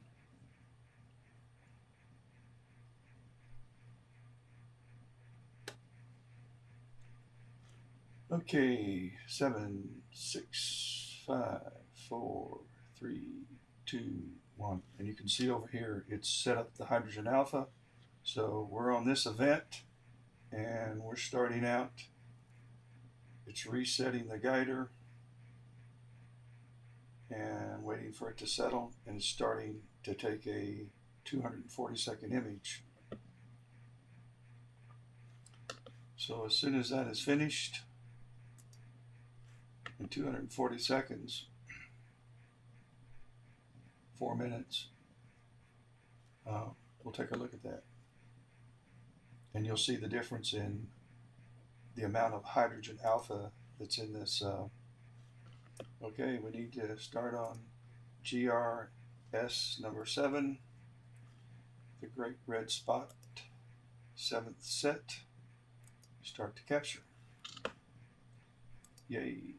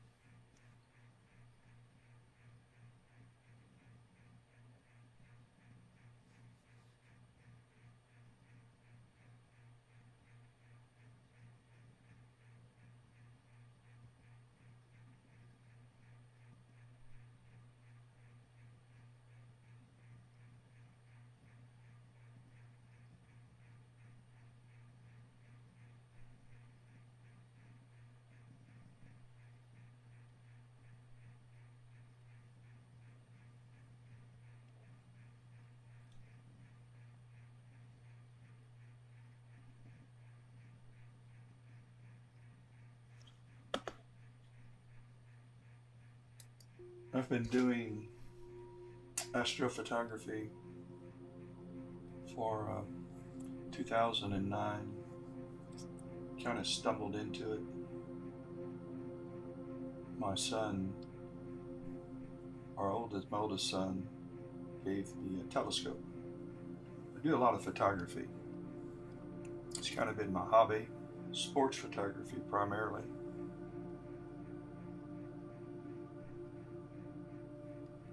As a hobby, and I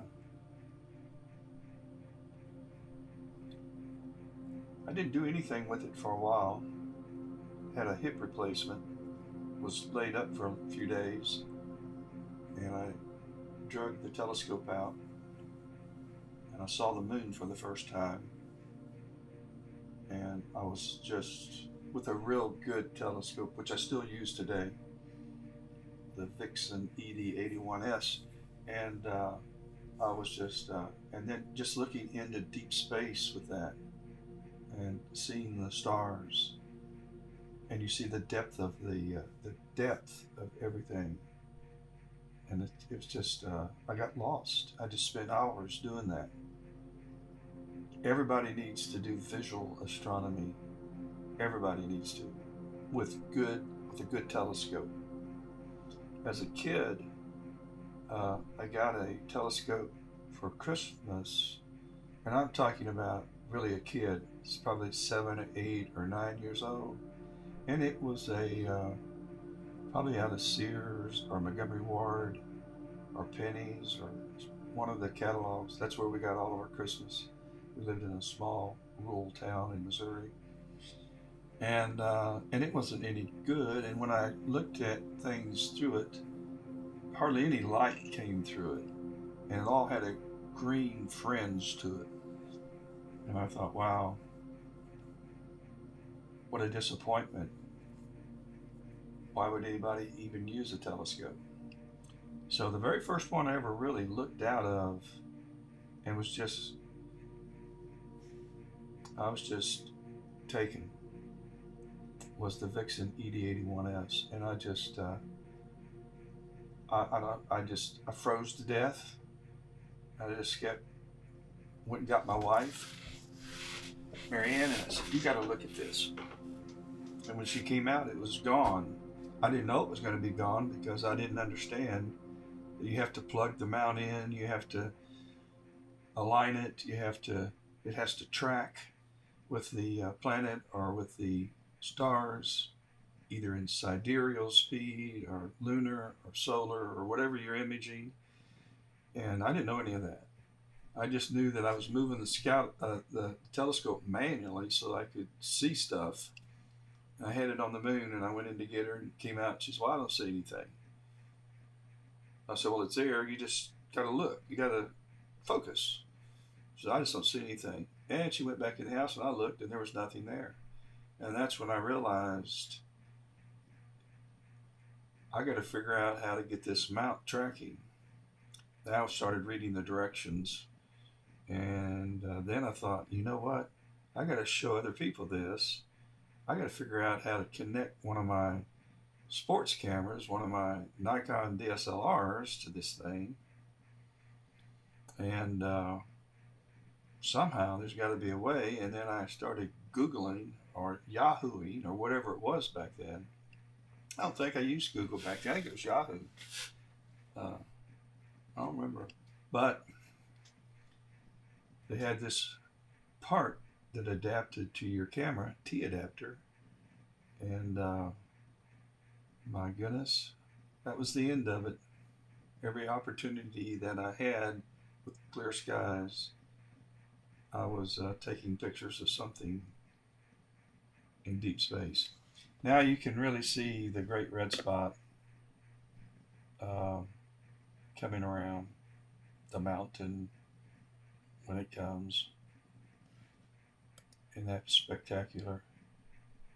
Okay, let's go back over to the other telescope and take a look at the hydrogen alpha. It should be about done. So I want to go to, I move these icons around. I keep, there you go. So this is the hydrogen alpha. Let's stretch it. Yeah. So you see the data in this compared to the data in the 03 or the S2. It's just rich in hydrogen. And we put a high stretch on it. Bingo.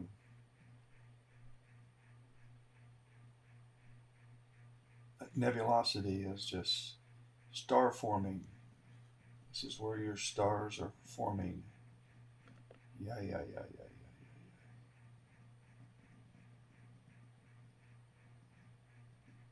Those are wowzer pictures. Okay, we finished this one. I'm going to go to number 8. And we will start that capture. I am going to have to keep my eye on the guiding on that other scope and not ignore it, because I bet I have more bad frames than I probably have more bad frames than I care to count. Well, folks, I'm going to say goodnight to you. I am going to continue imaging with this, but very few people really want to sit here and watch every set of GRS 8, 9, 10, 11, 12 through 25, or maybe even as many as 30 sets. If I do 30, that will be if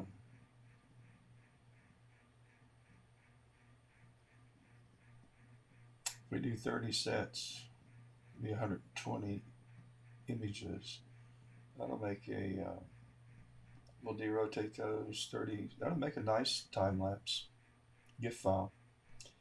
Okay, well, I will catch everyone later. I hope everybody has a great rest of the night, rest of the week.